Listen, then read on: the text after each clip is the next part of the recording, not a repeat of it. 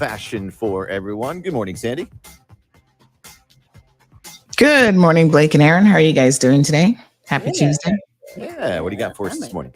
All right. So, in some interesting neighborhood news, exclusive here in CMR, New Yorker, I should say, and obviously American, Mr. Lance Graham is going to be in court this morning. He arrived on island and decided to have a rampage at a local Airbnb. Yeah, I was going to say, what? I heard a little bit of this on your show yesterday. So crazy. Whose property was this? Yours truly. That's what I thought. Wait, so what? They Yours? just threw it. Yeah, so they came and they rented your places as an Airbnb, one of your places, Yep. wherever you do. And then they had like a massive party or something. No domestic incident. Oh, okay. Yeah. I couldn't put the pieces together because I caught only a bit of it, but wow. Yeah, she called yesterday and she just happened to have called during the show, the female. So this man is looking at 2 counts of damage to property and 1 count of resisting arrest. And trust me, the resisting arrest part was epic. When did this happen? Saturday night. Oh, wow. And how much damage was done to your place? Oh, over $5,000. Wow. Yeah. And resisting arrest in another country. Locked up abroad much? I know. This is definitely Yeah. This could be an episode of Locked Up Abroad for sure. Wow. Yeah, you don't want to be. That's not a good charge to have. No, especially it's like you're on holiday and now I'm assuming he's in. Is he in custody? Is he being held in custody? He's been in custody since then. Yeah. What? Woo-hoo. Yep. It's pretty crazy. Where's he from? The U.S. New York. Yeah, New York. Or like Long Island or Island, what is it? I don't know. I mean, probably some hole in the wall. And what was the dispute over? Do you know? I mean, you had her on yesterday. Yeah, just drunk, and apparently being drunk makes you stupid. It's the Cayman Islands. You're on vacation. You're supposed to be having a great time. Chill out. Exactly. All right. Remember yesterday we were also telling you about the convenience store robbery. Yeah. That happened like literally the night before. Well, the good news is 3 people have been arrested. And I told you yesterday that we heard at least 2 people were arrested. So now the police have confirmed that 3 people have been arrested. So good on them. So the man, when you watch the video, you know he was going down because he was partially masked, and because the clerk kind of swiped at him and knocked the Halloween mask off. And then, you could make out like half of his face. So didn't take much to figure out who this man was that grabbed the register and ran out. So they've arrested 2 men, ages 23 and 34 of Georgetown on suspicion of robbery. And after that, they located a woman, age 24 of Georgetown, who fit the description of the woman who's present during the robbery. And she's also been charged on suspicion of robbery because she looks like she was, the body language gives them away every time, really. But she definitely looked like she was part of the whole setup. Oh, so like in there. Not pay, folks. Yeah. Wow. Yeah. So, it's just so crazy. Okay, so in a pretty big decision coming out of the Ombudsman's office, this is one to pay attention to. The Office of the Ombudsman has found that maladministration had occurred in the Cayman Islands Judicial and Legal Services Commission. This is the courts, basically, right? Yeah. Due to its failure to update its complaints policy for judges to bring it in line with the Cayman Islands Constitution. So they carried out an investigation after they received a complaint that basically there was no way to file any sort of formal complaint against judges and magistrates in the Cayman Islands. And the Office of the Ombudsman agreed. Yeah, the complaint hadn't been updated and it wasn't compatible, the complaint process, with the 2016 amendment to the Constitution. So that's pretty wild. But this is how we keep, processes in check. So good for the person who brought that complaint. Yeah. All right. Yeah. National Roads Safety Strategy has been launched. This is hopefully some good news. The National Roads Authority, RCIPS, and the Department of Motor and Vehicle and Driver's Licensing, DVDL, have said that they've launched a National Road Safety Strategy, which is going to chart a bold path towards eliminating road fatalities and serious injuries by 2038. It's called Safe Roads, Safe Cayman, the Road to Zero. Okay. We'll That's see. NRA? Yeah, it's a combination of RCIPS, NRA, and DVDL. Mm-hmm. Alrighty. Well, hopefully we can help them with get the message out. Absolutely. Yeah. Have a fantastic day. All right, Sandy, we'll catch your show coming up on Bobo 89.1 FM. By the way, if you want your own show. All right, folks, we're going to be kicking off here in just a second. Hope everybody is doing well.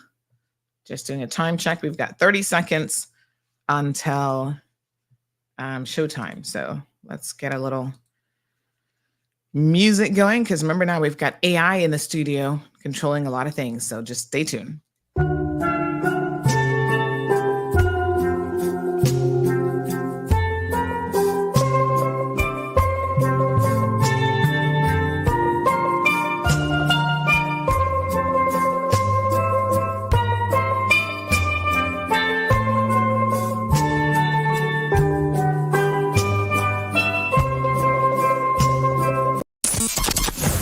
Bigger, better, bolder. The cold, hard truth is taking talk to the next level. Right here on Bobo 89.1 FM, Cayman's Community Radio. We are still spilling the tea and committed to being part of the change that Cayman so desperately needs. Join Sandy Hill weekdays from 7:30 a.m. for Premier Access, Cayman Voices, Truthful Thursdays, and much more. Cayman's #1 talk show is now bigger, better, bolder, and more than talk. Getting results with hot topics, consumer reports, court exposés, and more. I've come to set the record straight. I've come to shine the light on you. Let me introduce myself. I am the cold, hard truth.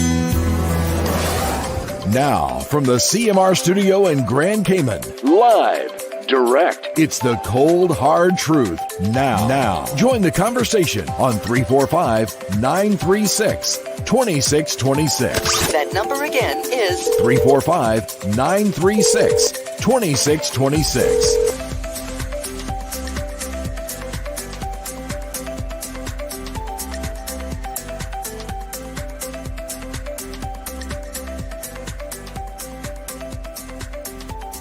All right. Happy Tuesday, everyone. Time to wake up, good folks. Good morning. It is a beautiful day in paradise. Thank you guys so much for waking up with us here on the Cold Hard Truth every single morning. You guys are so awesome. I know some of you are probably still rolling around in bed, but you got the radio on, you got the phone on, you're listening, you're tuned in, and boy, what a show we've got for you today. Quite a good lineup. We've got Health City here, of course, because it is Tuesday. So we've got Rundown Tuesday. Happy to have them in the studio always. Today's topic is a good one. I got to tell you, they're all good, but this one is one that we all need to be paying attention to. And after Health City, we're going to go into our poll question of the day. And this one's a really, really good one. Should Premier Panton take the speaker post? And I mean, you want to make sure that you're ready to hit that vote button. We're trying to get the voting system set up. So we have real-time capturing of all of the voting results. Today would be the first time we're kind of rolling it out. So bear with us just in case it doesn't work 100%, but we're going to get there, honey child, not to worry. And before we do all of that, we have an exclusive. Oh my God, wake up your aunt, call granny, call everyone, because we have a really, really, really, really, really, really big surprise for you. And I'm not going to tell you anything more than that. We're going to cue it up after the Health City segment today. But just I'm telling y'all, you're going to be absolutely tickled pink with what we're going to drop for you. Exclusive. And then we have a Cayman Voices segment that you do not want to miss. None other than Miss Eloise Seymour. Oh my gosh, this woman is, I could chat with her all day long. This was... all of the interviews are amazing, but this definitely is at the top of my list because she had so much to share. You know, she's in her 80s, she's full of life. And I tell you what, she just is a wealth of information. She remembers everything. So you don't want to miss that Cayman Voices premiere. And yeah, that's one for the books for sure. All right. So without further ado, folks, let's go ahead and invite our guests into the studio from Health City, Cayman Islands. Again, get your questions ready if you have any. We've got Mr. Shamari Scott, who is here bright and early, looking kind of happy today.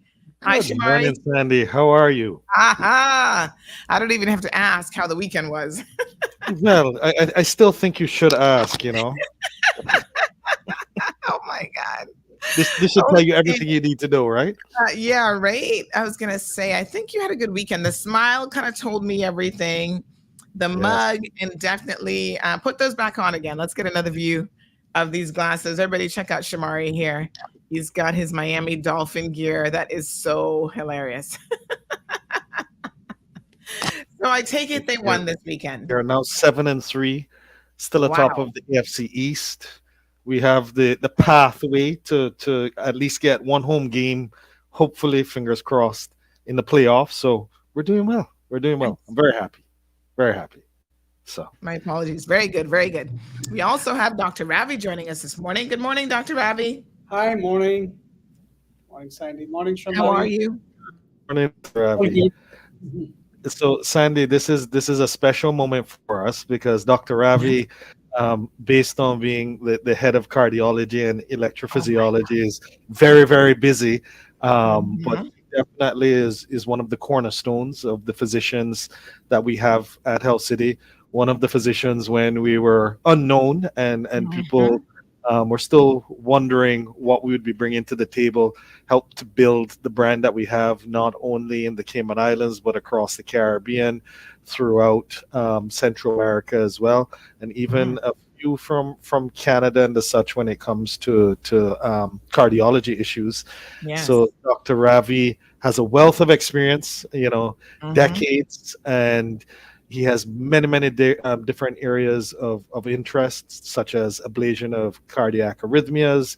He does device implants, leadless pacemakers, coronary angioplasties, renal denervation, syncope evaluation, managing the heart failure clinic, CAD prevention.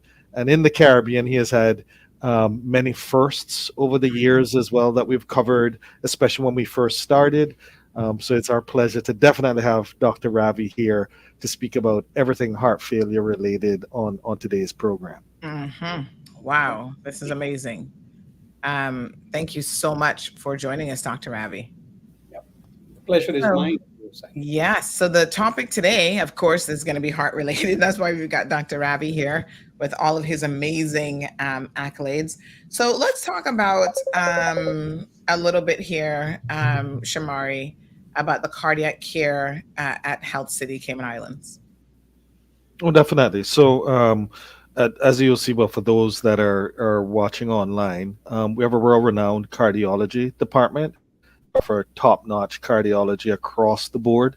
Dr. Ravi, as I mentioned, is also in charge of electrophysiology, which, as the program goes on, he'll give a better explanation of exactly what that is and what that does and why that's also important. And when we first came on island, we didn't have any interventional cardiology.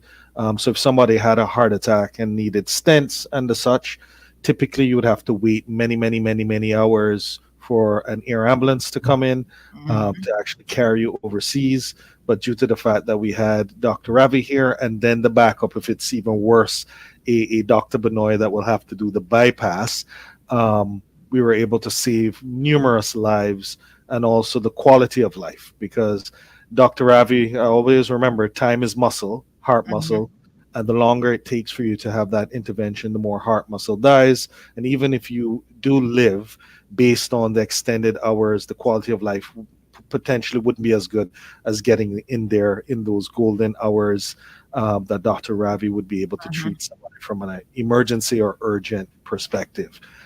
So I'll leave it there for Dr. Ravi to explain further the difference. I know at times people don't really know the difference between cardiology procedures and electrophysiology procedures, and Dr. Ravi is the best person to explain that. All right, Dr. Ravi.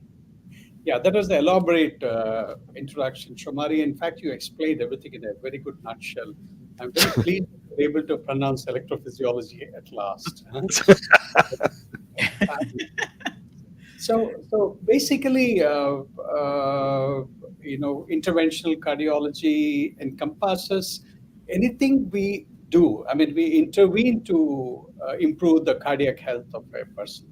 So the cardiac health, cardiac disease can be twofold. One, it could be due to blockages in the blood supply to the heart, which is a coronary disease, or it could be an electrical disorder of the heart, which is what is one of the kind of problems, or it could be a congenital problem where you have issues arising from childbirth, genetic issues. So I deal with the first two fundamentally, as an adult cardiologist. So the blockages of the heart lead to heart attacks, and we open up the blockages, and that is what is angioplasty. And the other electrical disorders is people present with palpitations, with blackouts, with sudden cardiac arrest, so on and so forth. So that we treated with what we call as an ablation, where we burn the focus, which is going to lead to these palpitations. Or when the pulse rate is very slow, we put them on pacemakers and defibrillators to prevent blackouts and sudden cardiac arrest. That's in a nutshell, fundamentally. We can expand as the discussion goes on. Awesome. So, the heart, obviously, every single one of us has a heart in some form or another, right? People say, have a heart. Literally, we all have hearts. But, without this particular organ, I mean, you can't really do much of it. You wouldn't be alive. This is such an important and key, organ, if you will. But, there's a lot of advances around the world of medicine and just cardiology and the heart that really give people a much better quality of life, even if they have a heart condition that they were unaware of. And once they become aware of it, Health City Cayman Islands has this world-class facility that right here in the Cayman Islands that makes living with any sort of heart condition, possible, and having a good quality of life. I know that we've got Kevin, who is always tuned into the program, Kevin Watler. He's a Caymanian that lives in Florida at the moment. But, he's one of those individuals who has had to, as an adult, find out that he had a heart condition and now has had to, live and make adjustments to his life with that. So, having a heart condition, having a heart attack, having cardiac surgery, no longer is a death sentence. These are things that are manageable, and you guys have obviously the expertise and the facility there to make sure that people can have a much better quality of life. That's right. This is one of the best decades for a cardiac patient to live in. There's one of the globally, the whole cardiac care has improved so much that we know we have preventive measures which have reduced the incidence of heart attacks significantly, because we know what causes them, and then we have better treatment options and earlier diagnostic options. So all these have actually made the life of a cardiac patient much, much better than even 10 years before. So it's really the best advances have happened in the cardiac care. And Sandy, what we also were able to understand is that when we first started, there were a lot of the snowbirds, as you would call them, that were looking to either purchase property to stay during the winter season, or purchase property in regards to investment. And the fact that Health City was here and they knew that they would be able to get access to that type of cardiac care actually helped persons to make decisions about investments. And is one of the reasons why the Cayman Islands still, stands head above, I can say head above everybody else in the Caribbean in certain aspects. And when we go to countries, that's why they want Health City there as well, or at least for us to help with some of the capabilities, just because not only does it enhance what you're doing from a local perspective, but it also enhances for all of those other revenue streams that the government or otherwise would be trying to get from a investment perspective as well. No, I mean, it really changes, quality of life here in the Cayman Islands. So we've got Miss Linda joining us from Bermuda, and she says, "Good morning, all. I love the medical section of your program. Have a great day, everyone, and be blessed." So Edith Cook is here. Good morning to Edith. Leanna, you're going to have to stay tuned to find out what that big surprise is. So let's talk a little bit more about exactly, what a heart attack is. So people, I think, use that term generally when something happens to the heart, but what's the medical definition of what a heart attack is? So colloquially, heart attack is synonymous with acute myocardial infarction. So that is the medical term for it, and this is the colloquial term for it, heart attack. So the acute myocardial infarction is due to a sudden blockage in the blood supply to the heart, and that leads to death of the heart muscle. The dying of the heart muscle is the one which produces the chest discomfort or the chest pain and or associated symptoms. And you catch the patient early on when the muscle is getting damaged. You're able to save the patient much more in terms of his quality of life and in terms of his heart function. That's what Shomari meant by time is muscle. And so that is the brief overview of what is a heart attack. It's a sudden blockage of the blood supply to the heart, destroying the heart muscle. We're going to talk about some of the causes of heart attacks, but are there always signs that this is coming? And do people tend to just miss the signs, or can you have a heart attack and not have any signs whatsoever? Can it just be that completely sudden? Oh, yes. Yeah. The silent heart attacks form a fair percentage of all the acute myocardial infarctions. By silent heart attacks, we mean that there is no pain, there are no other symptom, and a routine evaluation would have shown that the patient has had a heart attack. Or there can be heart attacks without a chest pain. They can just have some fatigue and shortness of breath. This is more common in ladies, have a painless heart attack or silent heart attacks. Or in patients, very elderly people also, it's possible. So you can have a heart attack without the classical symptoms. Okay. All right. So it's really important to stress on that. Yes. So coronary heart disease is the leading cause of heart attacks. What exactly is CHD, coronary heart disease? So these are all similar terms: coronary heart disease, coronary artery disease. These are synonymous. So they're just used. So it's the correct term is coronary artery disease now. Okay. All right. And is that mostly caused by lifestyle? So there are some standard risk factors for a coronary artery disease. The very well-known risk factors, which you must have heard everywhere, keep hearing them day to day in all the heart health matters: hypertension, high cholesterol, diabetes, and smoking. These are the major cardiac risk factors. So when you have a patient with these combination of risk factors, the risk is obviously of getting a cardiac event or a stroke is much higher.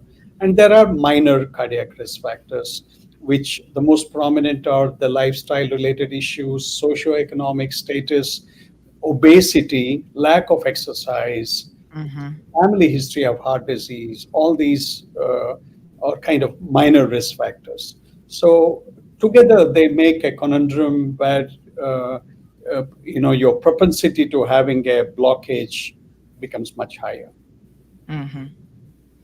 Okay. All right. So we have, before heart attack, one of the plaques bursts, causing a blood clot to develop at the site of the rupture. So tell us a little bit about that process. And you're saying that sometimes that can happen and you don't even feel it? You don't even feel it. It can be the first presentation of a heart attack can be death. There is an acute blockage of the rupture of the plaque with the blockage of the artery. There is an electrical storm that develops within the heart muscle, and the patient has a VFib and he collapses and dies. You keep hearing about it very commonly. People, they went into the bathroom, didn't come out. In the morning, he didn't wake up. and suddenly while exercising, he just dropped down.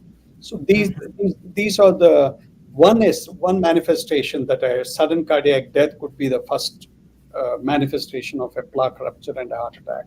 And of course, the more common thing is they have a vague, sudden chest discomfort, which they have never ever experienced before. That's what the classical symptom of a patient is. This is something I never experienced in my life, and which is what prompts him to call 911 or go to the hospital emergency. And the scary thing is, we're going to talk about some symptoms of a heart attack, but there are a lot of other things that can mimic a heart attack. So, I mean, we all think, oh my gosh, anything in our chest is related to our heart, but there's lots of things that are connected. There's, one time I had I forget what it's called now. It's like an inflammation of the chest wall muscle. Osteochondritis. Yes. And that is extremely painful. Yes. I've had to get like a shot to make that pain go away, because I don't know what a heart attack feels like, but I'm thinking, gosh, that feels like that could have been one. So there are a lot of other things that can certainly mimic a heart attack, but let's look at some of the symptoms. And then I also know that symptoms vary depending by whether you're male or female. Is that correct? Absolutely. Yes. So the mimics, the heart attack mimics, the commonest heart attack mimic is the gastric issue. Yes. You blame it on the stomach. It's a reflux and blah blah. Most of the time we live in a denial, and we always think that we are not prone to heart attacks. It's something, it can never happen to us. So we think it's some kind of a reflux, what I have eaten the night before, what I had a drink the night before, it's just throwing up, and you tend to ignore it. That's one of the commonest reasons. You go to a pharmacy, pick up some Tums or pick up an antacid, pop it and wait for it to go away. So that is one of the commonest issues. And coming back to osteoarthritis. Dr. Ravi, in the Caribbean, especially Cayman, we would say we have gas. I've heard actually one or two friends who have had heart attacks recently. By recent, I mean the last 5 years, and they actually mentioned that they thought it was gas over 2 days prior to actually having the attack. So a lot of us that's just gas, let's go get some tea. This is why the executive health checks are also important. And especially with the cardiac component of it, is that we can see beforehand whether or not you may have some issues and some blockages, or the potential for some blockages to come in. And that's why we always promote that as well, to make sure beforehand, and we can get you on the right track if needed. Sorry to cut you, Dr. Ravi, but I just thought that was important. You're right. You're absolutely correct. Yes. Wonderful. All right. So we've got chest pain kind of being the obvious one, pain in other parts of the body, usually the left arm, jaw, neck, back, and tummy. Wow. Feeling lightheaded or dizzy, sweating, an overwhelming feeling of anxiety, similar to a panic attack. That's so interesting. Nausea or vomiting, shortness of breath, coughing or wheezing. Now, do they normally come in conjunction with each other, or can you just have like one of these and that can be a sign? They can all come. They can all come in a combination, or they can come in isolation. So the commonest presentation, of course, is a chest discomfort rather than a chest pain, and of course, jaw pain, left arm pain are well-known similars. And feeling lightheaded happens in some forms of heart attack when the pulse rate and blood pressure suddenly drop. When the bottom of the heart is involved, it will stimulate some receptors which will lead to fall in blood pressure and a pulse rate. Nausea and vomiting also is common, as is the upper tummy pain. It's not tummy pain is not the true thing. It's the upper epigastric pain, just below your breastbone. That's called as epigastrium. So you can have a discomfort there, because that's all again close to the heart. They're all neighborhood of the heart. So coughing and wheezing is because the heart failure, which develops because of heart attack. There's accumulation of water in the lungs, and that's what leads to coughing and wheezing. This happens with massive heart attacks. And of course, in ladies, they can be very funny presentations, sudden feeling of weakness and fatigue and And ladies tend to underplay the symptoms. Their priorities are different. They go later, and that's the problem. All right, we've got Miss Irma Arch here. She says, love Dr. Ravi, Shamari, and the awesome food at Health City. Food? The healthcare is good also, she laughs. Dr. Ravi saved my life 3 times now, and I wonder when he gets to sleep. Thank you, Dr. Ravi. Thank you, Miss Irma. She's one of your heart patients. Rennie says, we're very fortunate to have Health City Cayman Islands and their team of experts. They have saved so many lives. Good morning to Miss Hilda. She says, Doctor, I have a routine checkup. I had a routine checkup when I was in my early 20s, and the doctor detected a heart murmur and said it was nothing to worry about. I'd like to know, what is a murmur, and will it have any impact on my health now that I'm in my early 40s? Thank you. I feel that heart murmurs are very common. What exactly is a heart murmur? So heart murmur is fundamentally an added sound on your chest, which develops due to a turbulence created due to blood flow.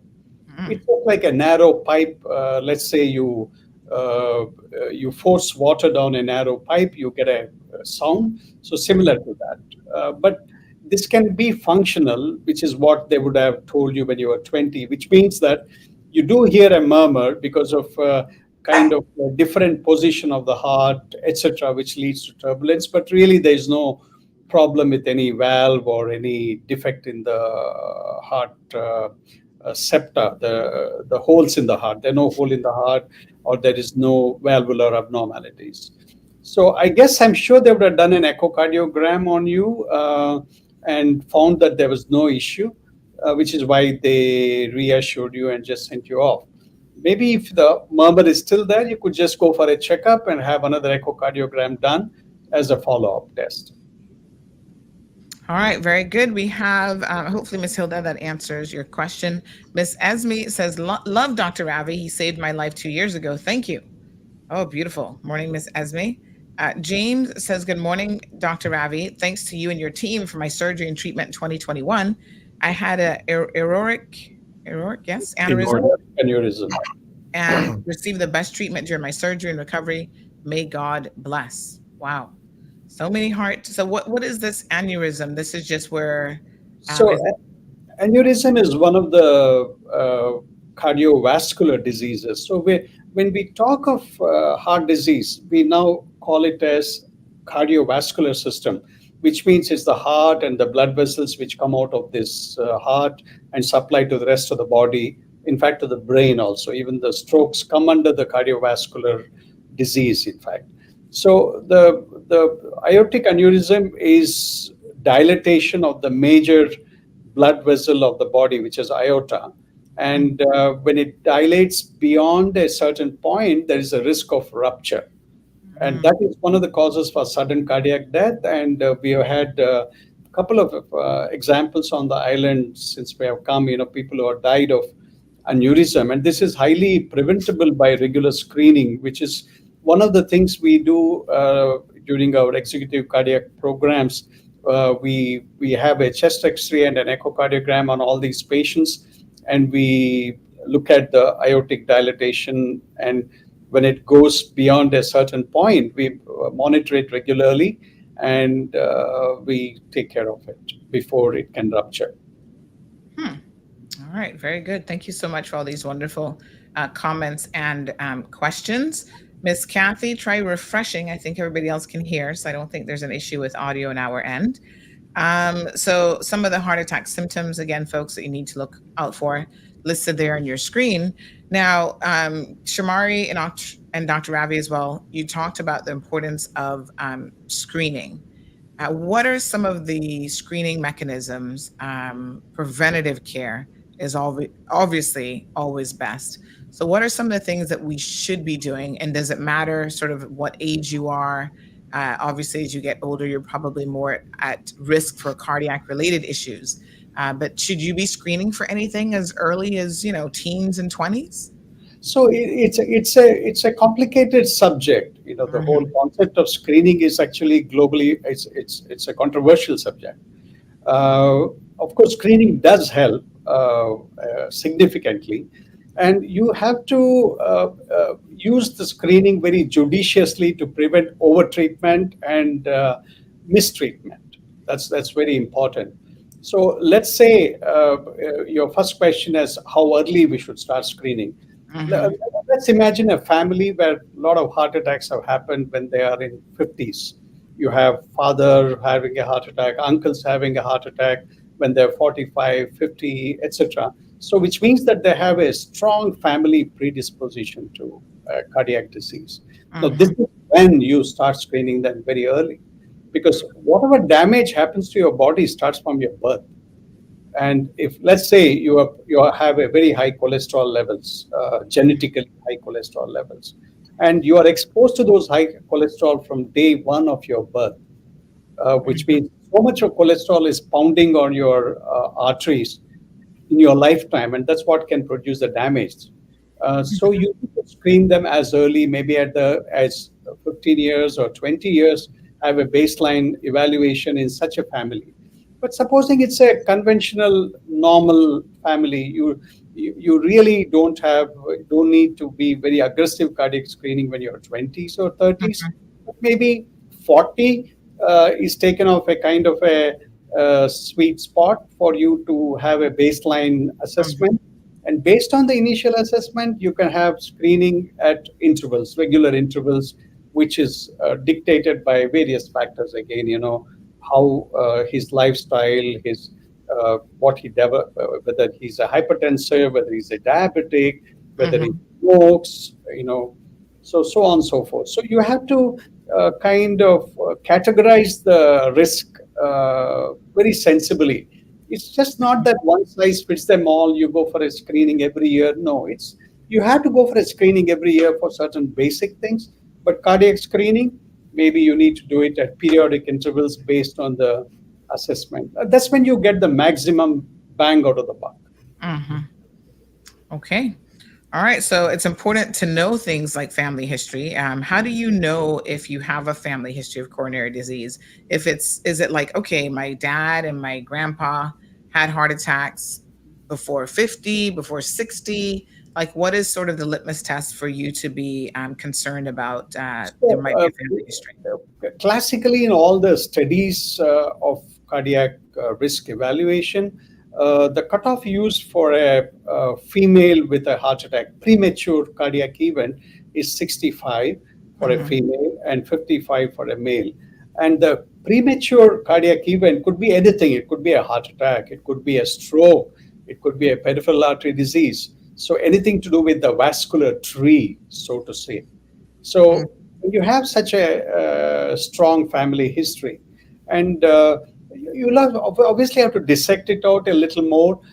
For example, the father might have been a very heavy smoker uh, Mhm. and having a very poor lifestyle, no exercise. So that itself compounds to the risk. So you need to use this risk stratification very sensibly rather than frighten the hell out of the person. Yeah. Mhm.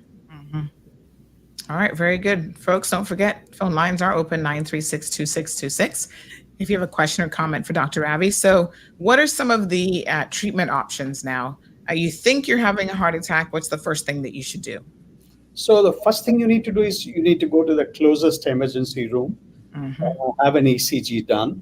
I'm sure they will do the ECG and a blood test, and based on the ECG and blood test, the next steps will be determined by the emergency room physician. So, in case he reaches a facility where there is a option for a immediate angioplasty, we take them into the cath lab, do an angiogram, and open the blocked blood vessel so that we save the muscle as quickly as possible. So the audit parameter globally accepted is within 90 minutes of the onset of chest discomfort, you need to put the needle into the patient and open the artery. Hmm. And that is one thing we are able to achieve on the island because of one fairly robust and excellent medical services, very responsive ambulance services, and a good coordination with Georgetown Hospital, what we have on the island. So it's we are able to achieve it in a lot of patients. So the cardiac morbidity on the island actually is much lower compared to a lot of other islands. And it says here that you can take a small dosage, ideally 300 milligrams of aspirin while you're waiting on professionals to arrive, while you're waiting on the ambulance, right? Absolutely. Although there are really no data to prove that this is effective, but it's been the habit, and then we just continue it. We don't question that habit. Okay. And is there anyone who shouldn't take an aspirin? No. Okay. Not for prevention. I mean, when you have some kind of but you shouldn't take it for all random symptoms. Some people take it for random symptoms. For example, for dizziness, they think just it's a heart attack and they take it. So it doesn't make sense. That's all. Let's say the dizziness is because of a GI bleeding in your stomach, and you take aspirin. That's dangerous. Okay. All right. So the treatment for a heart attack depends on the type and the seriousness. But the two main treatments include medicine to dissolve the clot and surgery to help restore blood to the heart. What percentage of people can simply take medication and that's enough? So this used to be the option in the island before 2014 when we were when the cath lab facility was not there. Now we rarely give medication. We straight away take them to the cath lab. I don't recollect a single instance in the last 10 years since we have been on the island. We had to give medicine to dissolve the clot. But however, this is the standard of care, say, on the other islands where they don't have the cath lab facility. So you give the medicine to bust the clot. It's called the clot buster medicine, colloquially. And after that, you transfer the patient to a facility where you can do an angioplasty. That's called as the rescue angioplasty. So that used to be the way forward earlier. You do the treatment and then move them to Miami or a place where you can have the option of a cath lab. So, but we have used that medicine. We do use it sometimes in patients with stroke. And can you tell us exactly what a cath lab is? We hear the term all the time, but what does that mean? So cath lab is an imaging suite, like any imaging suite, where we perform the cardiac procedures, intervention procedures.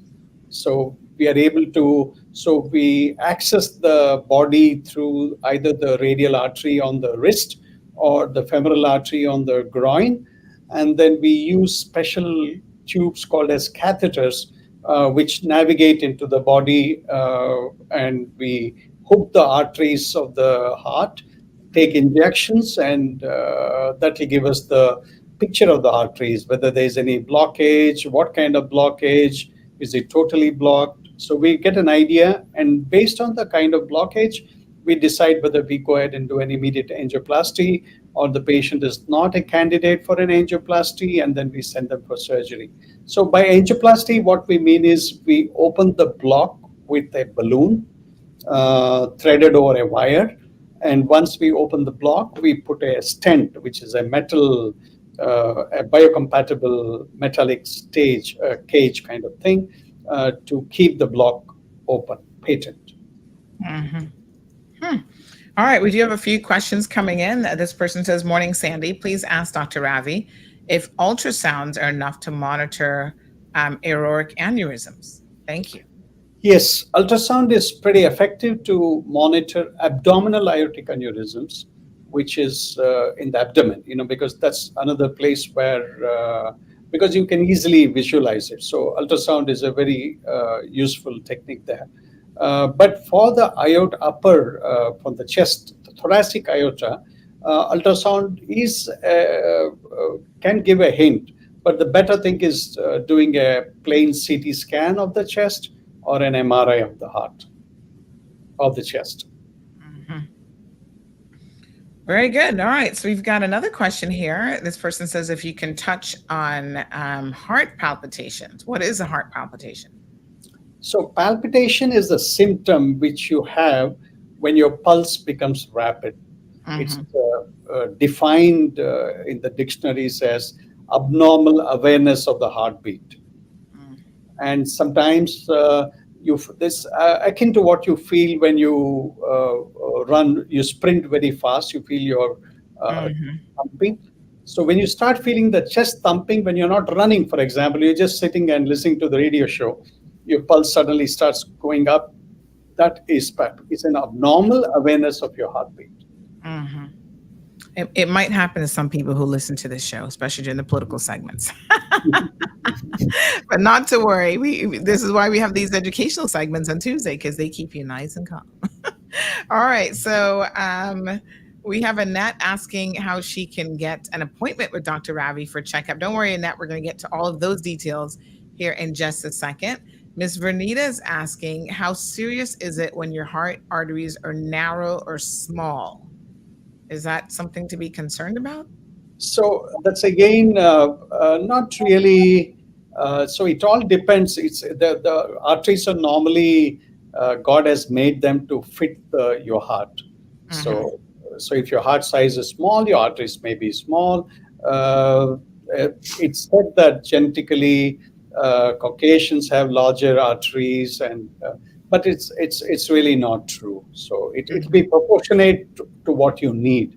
For example, if you have a small districts will have smaller roads because that's enough to take care of the traffic.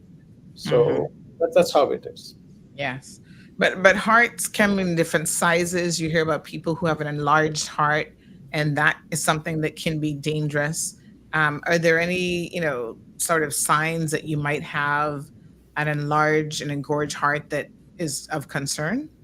Yes, of course. So enlarged heart can be due to a couple of reasons. One is a cavity dilatation, which is called dilated cardiomyopathy, and that leads to heart failure. There is another condition called, it's just a heart muscle becomes very abnormally thick, and that's called as hypertrophic cardiomyopathy. It can happen. This is one of the causes for sudden cardiac death on the field. You have young athletes dropping down.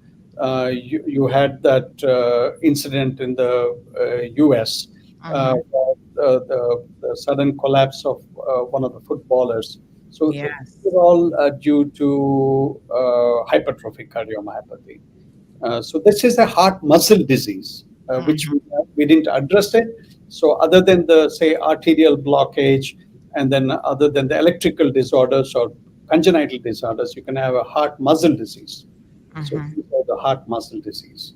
If you have uncontrolled hypertension for a long time, you don't care. We have some patients. We have currently one gentleman admitted, young gentleman with uncontrolled high blood pressures. He doesn't want to take medications.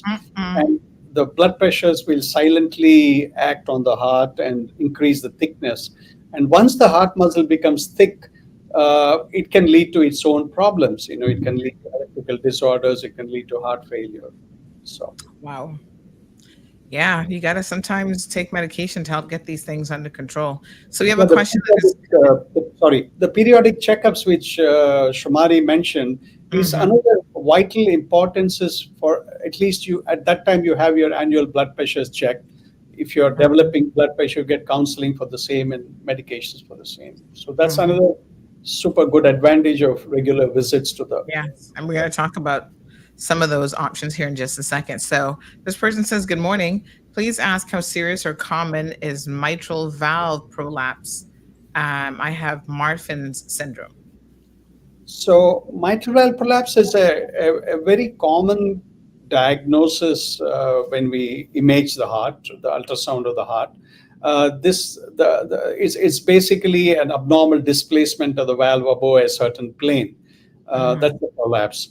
So it's common. Most of the time, it's just an echocardiographic diagnosis, and it's not really important. But at times, the prolapse can be very severe, and that can lead to leaking of the valve. And at some point, if the leaking is very severe, you may have to get a repair of the valve. Marfan syndrome, yes, that's a different bucket altogether.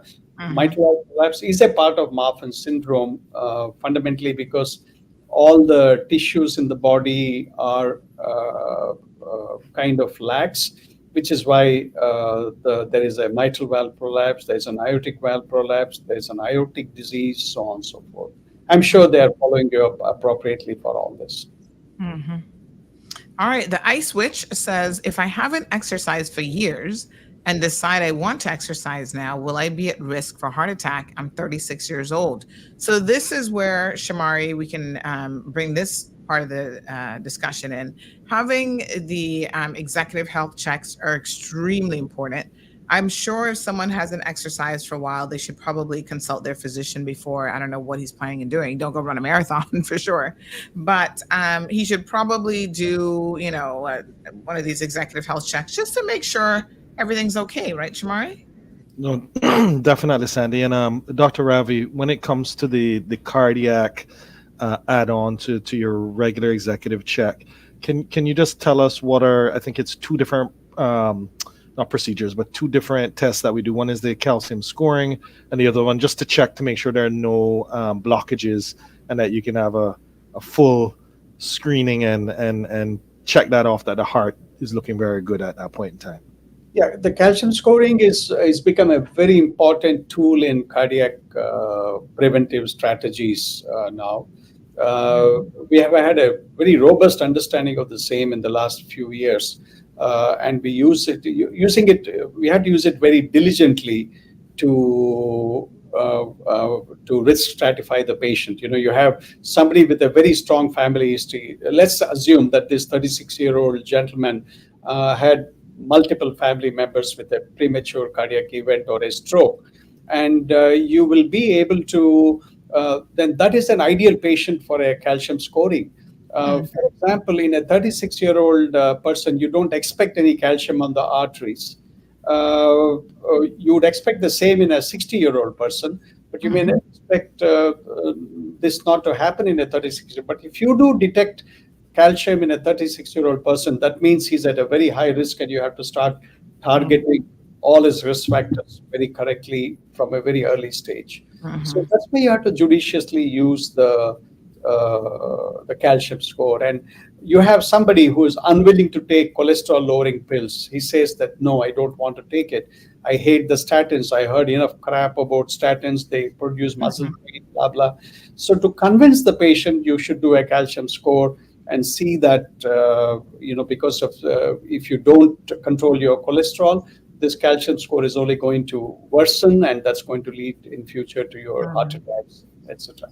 So it's a very important tool now, and but the results have to be interpreted very cautiously and very intelligently.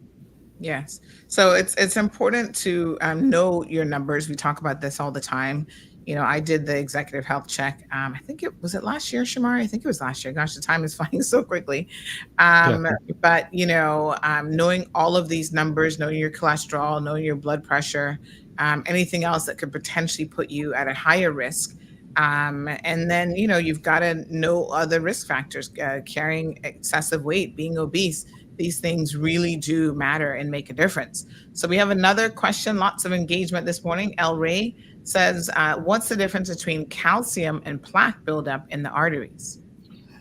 So fundamentally, plaque is a broad term which consists of fat, calcium, and blood products called platelets.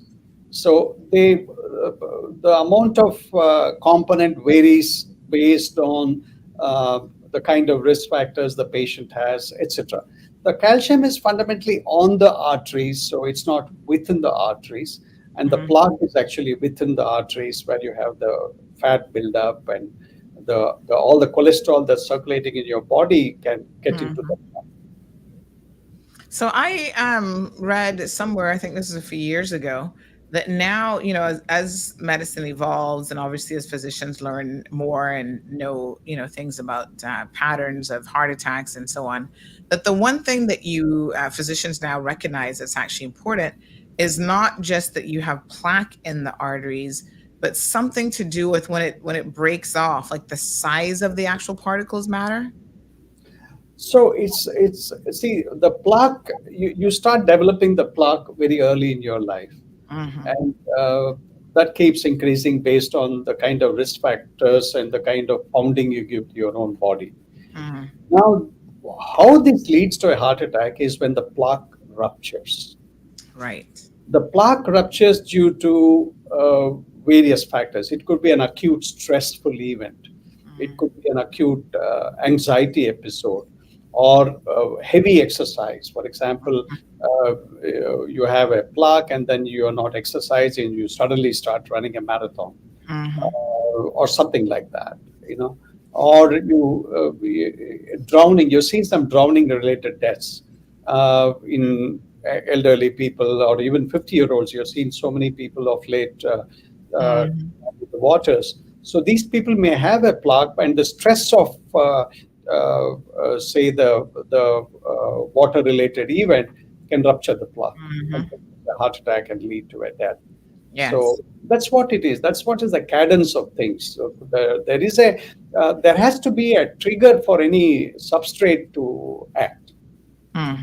So you have a pothole, you are likely to have an accident. Yep. And so many people come here, Doc, on vacation, and they hadn't been in the ocean before, and they're putting a lot of undue stress on their bodies, and that's when they, people say, "Oh, why do we have so many drownings in Cayman?" We're probably having more cardiac-related incidents that lead to a drowning than anything. Yeah, it's funny, Sandy, because I remember this would have been almost a decade ago when we were in tourism that. Persons who had a cardiac event and happened to unfortunately drown was listed as a accident by water, right? A water related event. And tourism industry was always arguing, but if somebody's on a golf course and has a heart attack and it's to their demise, it isn't listed as a golf related accident. Why are we listing it as a water related? Obviously, with diving and snorkeling being such a major component of the Cayman Islands, it throws off some of those stats when we start to record it that way. So just interesting that it's come up that definitely at some point in time we need to make sure we're classifying it correctly. Yeah, absolutely. We have irresponsible people, who have a drink the previous night, go into rough waters, start snorkeling when they're not, and then they start panicking, and then that leads to everything. So. Yep. All right, we've got Miss Vanita also asking. She says, "A doctor told me that I have so much pain that it can shake up my heart, or it seems I may be having a heart attack. What does that mean? And is that serious?"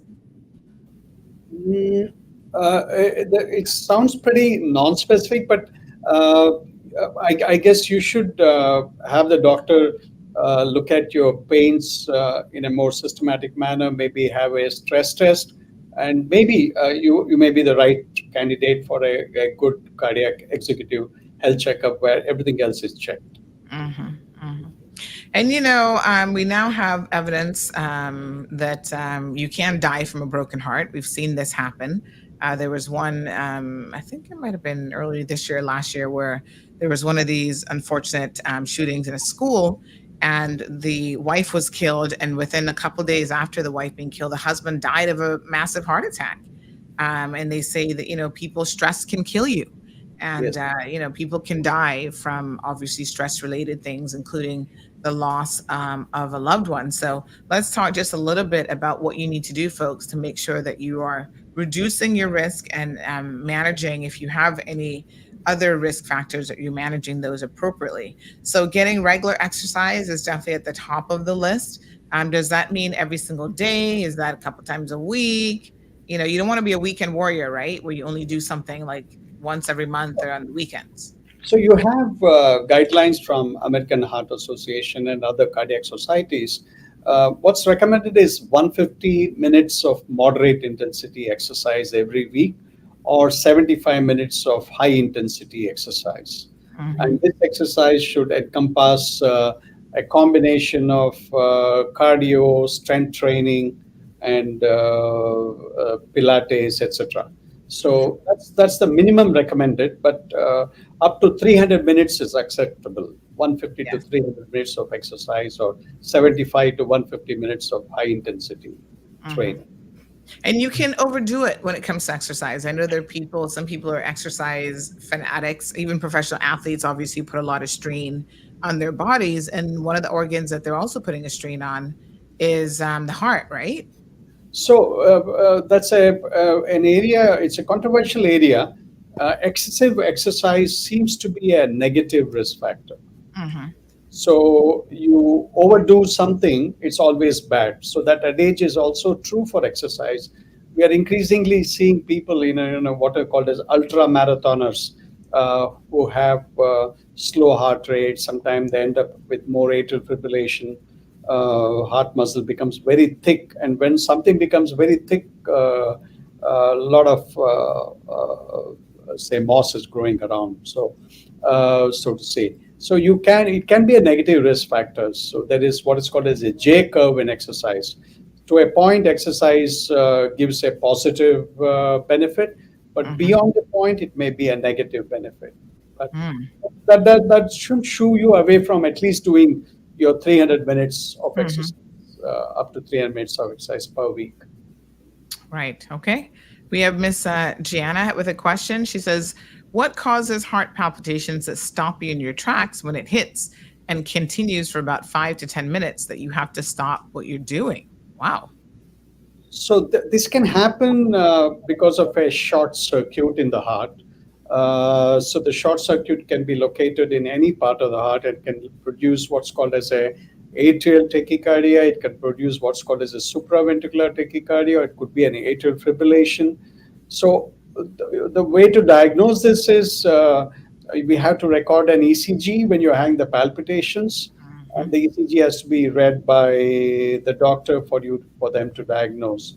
So this is becoming increasingly easier now with all the smart watches around. The Apple Watch, most of you have this Apple Watch, and you can record an ECG using the Apple Watch during the palpitations. So it's amazing that we have sort of this technology that is available, but of course you want to ensure that you're still talking to a proper physician who knows has to be right. Yes, the smartwatches does the diagnosis for you, but it's not always right. So and that may actually lead you into a anxiety disorder.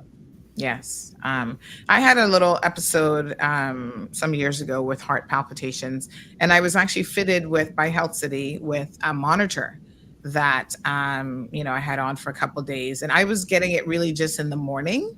Like I could feel my heart racing when I got up in the morning, but they didn't find anything, and eventually it just kind of like went away on its own. It just stopped.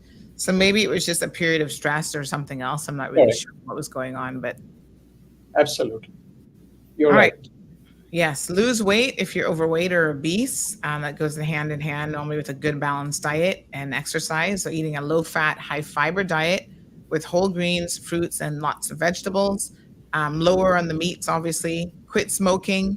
I know a lot of smokers don't want to think about the impact that it has on their arteries and the heart, even increasing their blood pressure. But these are all negative effects of smoking. And also limiting alcohol consumption, which is really, really important as well. How does alcohol impact the heart, alcohol consumption? So alcohol, it's multifactorial. It can increase, even a regular alcohol consumption can lead to various metabolic changes in the body, which can lead to higher cholesterol, higher risk of diabetes, and then these can lead to it's a minor cardiac risk. It doesn't directly impact on the heart, but it contributes to everything else which will impact the heart. So the diabetes, hypertension, cholesterol, weight gain, and then you become sloppy, you don't exercise enough, etc. So the kind of the general thinking that moderate alcohol consumption possibly is good for the heart is completely wrong. The current guideline is no alcohol is the best option for a heart disease patient. And the myth that red wine consumption reduces the cardiovascular risk is a complete myth. So it's not true. So if you want to reduce your cardiac risk and you want to discuss alcohol, it is no alcohol. No alcohol. Now they're saying there's no such thing as a safe amount of alcohol. No, so there is no safe amount. So although the societies have issued guidelines, they have become stricter now. it's 2 drinks a week is what it's come down to. But I guess everybody's just pandering to the alcohol industry there. But the very clear data now that the lowest risk is with zero alcohol. Wow. All right. Dr. Not Ravi. we all like to hear, but yes. I know. Well, I don't drink, so I don't mind it particularly. But I know a lot of my friends would be like, saying no way. So yes. There you have it, folks. Quit smoking, quit drinking. Yeah, tall order. Start exercising, eating healthier. We know a lot of the recipes for better health. But, even if you can do 1 or 2 things, that will help to reduce your risk. Every time I go in, I'm like, oh, man, I haven't lost those 50 pounds yet. The doctor says to me, Sandy, you don't have to lose 50. I mean, 50 pounds would be great, but 10 pounds, 15 pounds, 20 pounds would put all your numbers exactly where they need to be. So small changes, folks, do really matter. Dr. Ravi, thank you so much. We know you're super busy. We really appreciate you coming onto the program. Shamari, just remind everyone how they can reach out to Health City for the executive health checks. I went and I got prodded and probed, and I tell you what, I knew everything that I needed to know about my health, but it also gave me a real heads up on the things that I need to be working towards when it comes to improving my health. Definitely. And Sandy, thank you for always talking about the executive health program, because it definitely helps to get the word out there and for people to know that they can come in and anywhere between half a day to a little bit more than that, you'll be able to have all of these checks and at least know. So you'll know whether or not you need to get on the right track, or if everything is great and you're doing what you need to do. Because the most important thing is having the information.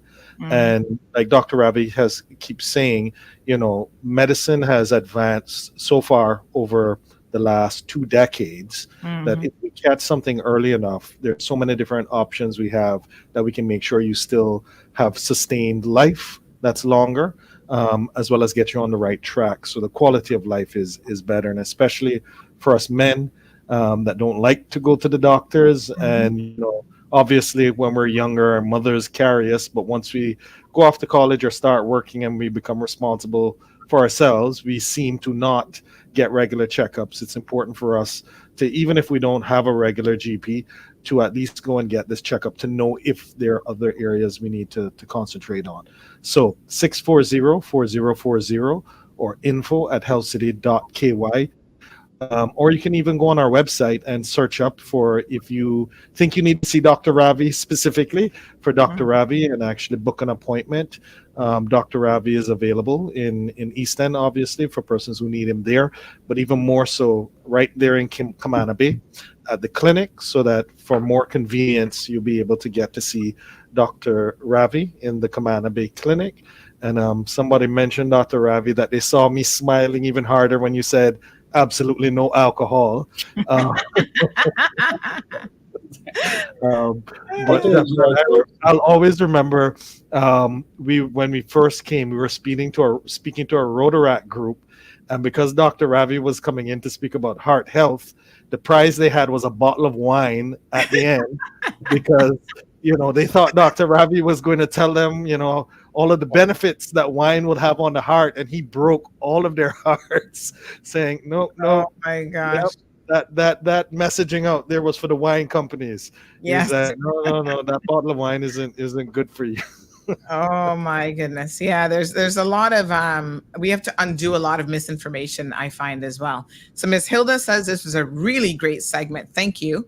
Gianna says thank you. It was very informative. You guys have a great day. Thank you so much. So big shout out to Health City Cayman Islands. Thank you to Dr. Ravi, and thank you to Shamari Scott. Folks, information, they say knowledge is power, and having that information at your fingertips is really, really important. So please contact Shamari's put back on his dolphin helmet.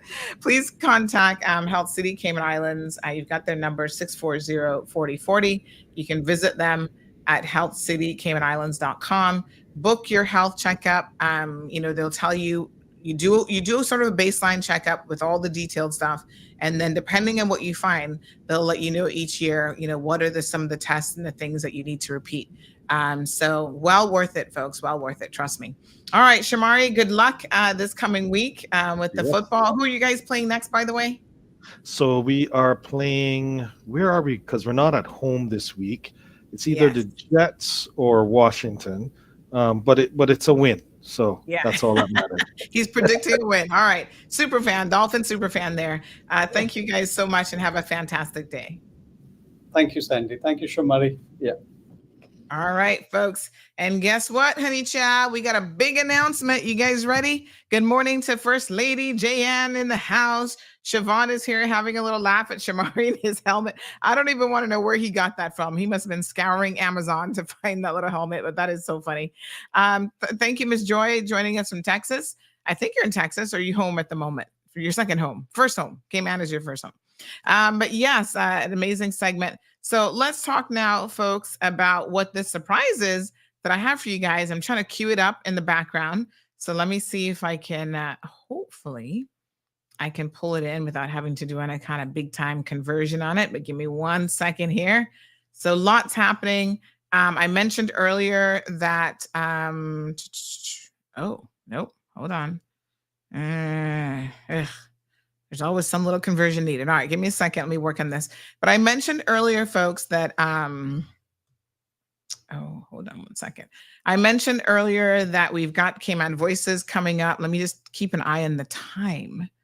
Oh man, we're gonna run into a little bit of overtime with Cayman Voices, but hold on 1 second. I think we might have to do, because I've actually, that's about an hour and 40 minutes. That's a long Cayman Voices segment, but trust me, you guys are going to absolutely love it. So I do want, that's our priority today. We might do the question. Here's what we're going to do. We're going to work with it here. We'll do the question on Premier Panton, whether or not he should take up this offer from this new PPF government on becoming the next speaker. All right, so let me just get this video here. Okay, so let's download this. Right. Or should he not take it? So that'll be the question. We'll do that question tomorrow. And I'll tell you why it makes more sense to do it tomorrow, because I want to do the full barcode interactive thing. So we'll have that ready for tomorrow. And then the other thing is this little surprise that I'm going to drop on you guys this morning. This is amazing. So hold on 1 second. You guys are not going to believe this. Get your water ready. Get your tea ready, because here we go. Just going to download it now. Yep. Here we go, folks. Here we go. Yes, honey chill. Okay. I laugh when my daughter now says honey chill. She's like, yes, honey chill. I'm like, no. So funny. All right, you guys ready? Everybody ready for the surprise? And then we're going to make a little phone call here. Hold on now. Let me get it. All right. I think this is it. Uploading, processing. Okay. Yes, we're good to go. Everybody ready? Get ready. Get your dancing shoes on, because I was shocked and surprised by this yesterday. Here we go. Yep. Let me cue it up. Wait a minute. This isn't the right one. Hold on. What is this one? That's not the right one. Hold on. I'm like, what the heck is that? Hold on. That's not the right one. Didn't I just save this here? Oh, good grief. Give me 1 second. Oh, that one was funny, but that's not the one that I'm looking for. That is not the one that I'm looking for. Hold on, honey child. Let me see here now. Did I not? All right. Let me try this again. This is when you're live and direct, honey chill. All right. Hold on. Let's do it again. So save as. That's strange. I think I overwrote. Okay. Let me see. Okay. All right. We're going to get it. Yes, honey chill. Here we go. All right. This thing, I always want to save it in a different format. Okay, hold on. So we're going to change it. Rename it real quick. Change the format. Yes, we got to put it to MP3. All right, let's see now. Okay, honey child, let me see. Yeah, she says to me, okay, honey child. I'm like, listen to me, young lady. She's so funny. Kids, they really do mimic everything that you do. In case you didn't notice, they really, really do. They watch you, they listen, they pay attention. That's why you've always got to make sure that your actions and your words line up, because when they don't, they ask questions too. They're like, oh, Mom, you said, and then you're like, oh, yeah. All right, here we go. I think we're ready now. Everybody ready? Get your glasses. I'm not going to tell you wine glasses because you're not supposed to be drinking. Get your water glasses ready. Listen to this, honey. Yeah. Hopefully this is it. All right, let's turn up the volume. Uh-huh. Yes, honey. Yeah. Woo! Get those swing. You're hearing it first here. Exclusive in CMR. Sandra all the time is here with the cold hard truth. She's the ears and the eyes for me and you. Every day, everyone want to hear from Sandra. And every time on the air, she's getting better. Tell your sister, tell your brother, tell your mama, call Sandra in the morning and in the evening. They always calling Sandra. And when they start fighting, calling Sandra. Oh my God. Robbing, they calling Sandra. And if the rooster fly in the kitchen, they calling Sandra. Oh God. And when they want to get the money, they calling Sandra. And even when they lose their money, they calling Sandra. Every day, everyone want to hear from Sandra. And all the time on the air, she's getting better. Some people say, honey child, that she's a saint. Yes, honey. Yeah. Not afraid to say, and she will tell you. Tell your sister, tell your brother, tell your mama, to call Sandra in the morning and in the evening. They always calling Sandra. Tell your brother, tell your father, tell your mama, to call Sandra in the morning, in the evening. They always calling Sandra. Politicians start fighting, calling Sandra. And when they start the bad parking, calling Sandra. Landlord and tenant dispute, calling Sandra. And all the problem with the youth, they calling Sandra. Honey child. Oh my God. Yes, honey. Yeah.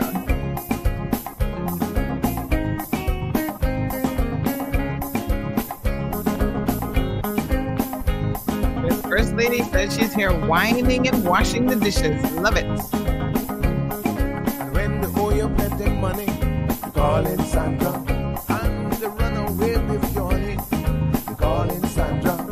Every accident around, calling Sandra. And if your dog can't be found, calling Sandra.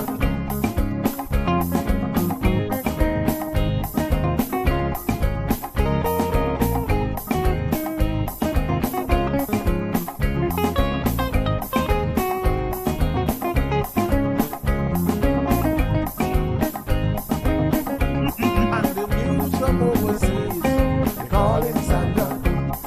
And even the burglaries, they calling Sandra. The latest news around, they calling Sandra. All right, folks, you guys heard it here first. The name of that song is Tell Ya Mama. Yes, sir. Oh, I think I don't need to repeat it. Hold on. Yes, honey child. That's where it's at. Tell your mama. They call in Sandra. Yeah.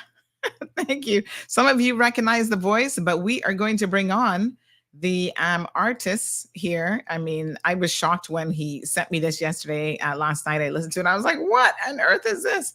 All right, give me a second, honey child. Here we go. Here we go. Amazing. We have so much talent here. Oh my gosh. Amazing. Truly amazing. Absolutely, absolutely love it. Thank you guys so much for all of the amazing comments. Good morning, sir. Morning, Sandy. Mr. Berman Scott himself. What an amazing song. First of all, thank you so much. I'm so honored. What made you decide to write a song about me? I just trying to get, people like you that been helping the community. I like to, recognize people like you. So I write about all my people in the back. Mm-hmm. And I said, but I got to do something for Sandra. Oh my goodness. So I just got in the mood and started a little strum on my guitar, and I said, I can do something for Sandra. Yes. And to recognize you. Thank you so much. Well, you I do so much absolutely for everybody. love it. I mean, everybody's saying make that the new theme song. I think indeed we got to figure out a way to integrate that into the morning show every single day. I think it was Jayanne said she was washing dishes and whining and washing dishes at the same time.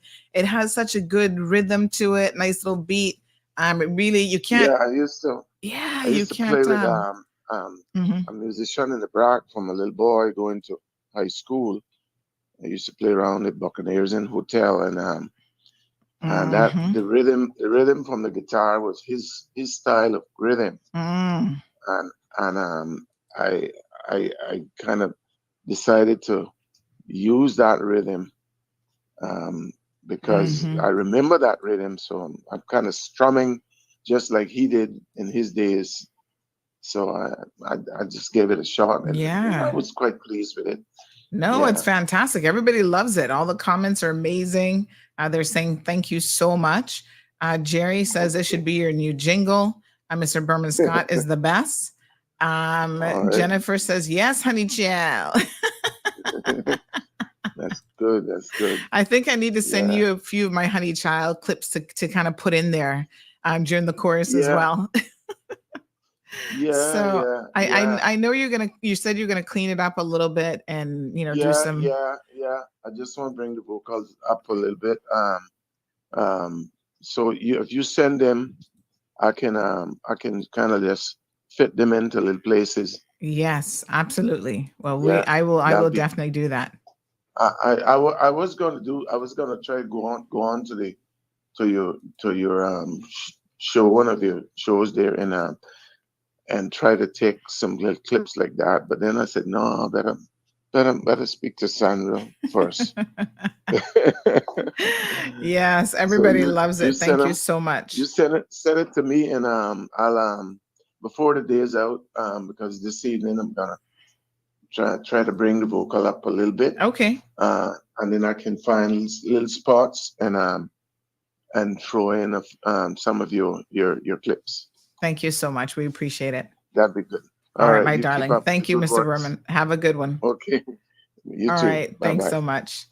Wow. Like I said, I was surprised with this last night. And I mean, it's amazing. He still wants to polish it up a little bit, make some improvements. Ms. Darlene Glidden says, leave it to Berman, the best. I mean, is he not? He is just, listen, we've got so much amazing talent in this country. And this segues very, very nicely into our K-Man Voices segment. Now, let me tell you guys a little snippet of this story before we get started. When I started K-Man Voices, I was talking about it for a really long time. It's like my youth show, my cooking show. I have these ideas and I know what I want to do. And sometimes it takes a little minute to bring it to fruition. You've got to get things lined up properly. But I know in my heart as a K-Manian, one of the proudest things in the world for me is our culture, our heritage, the things that make us who we are. And listen, we have common, there's so many commonalities in the Caribbean region. Other people like mango and sauce, just like us. But I own that as, plums and guineps. Like this is this is who we are, right? This is part of our culture, part of our heritage. If you grew up in Cayman, you know exactly what I'm talking about. I appreciate it so much more because I lived away from Cayman. I left when I was 9 years old and I was gone for 15 years. And there was so much that I would reminisce on over those years and that I would miss. If I heard somebody, I remember when I was at USF, back in those days, you didn't hear too many Caymanians like at USF because they were all going to University of Tampa. I'm like, child, I can't afford University of Tampa. I'm a poor working college student. You know, I got to go to the state university, but USF is a great school. And I remember the first time I was on campus and I heard a Caymanian accent. Although I'd been gone for like 10 plus years at that point, you never forget what a Caymanian sounds like. Hello, right? So I had my American accent, everything going at that point, and I heard a Caymanian speak, and I got like whiplash. My head went around. I was like, "Hey, are you from the Cayman Islands?"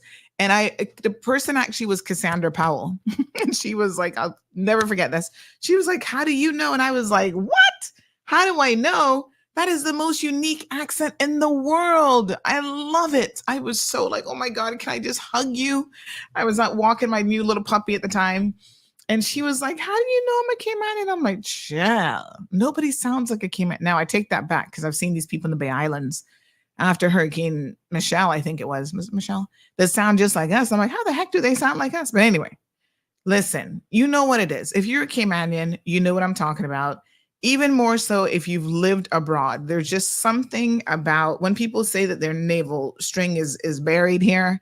I understand the sentiment about that. And that's why it's so important for us to fight for preservation, fight for what we have. And we have a history, and I myself don't know as much about our stories and our history as I would like. I mean, I could just sit down talking to old people all day long. Like, to me, it's just so amazing to hear our life of yesteryear, how we used to live, and things have changed, you know, and our people are different than they were 25, 30, 50 years ago. So those of us who we have a sense of, oh my God, things are changing. Imagine how your parents who are in their maybe 70s or 80s, depending on your age, feel. Imagine how your grandparents feel. They have seen a lot of changes on this little, these little rocks that we call the three beautiful Cayman Islands. And so I'm on this journey to capture as many of our stories as possible. If you know of anyone that you think would be great for Cayman Voices segment, by all means, please reach out to me, because I want to interview everybody, no matter what their stories are, right? We got a caller here. Good morning, caller. Welcome to the program. Yeah, good morning, Sandra. Morning, dear. Yeah, the Bahamians, they talk just like Caymanians too. Bahamians? Really? They don't sound like us? Yeah, when I went there, they sound just like, some of them at least, a lot of them sound like us. Really? Mm.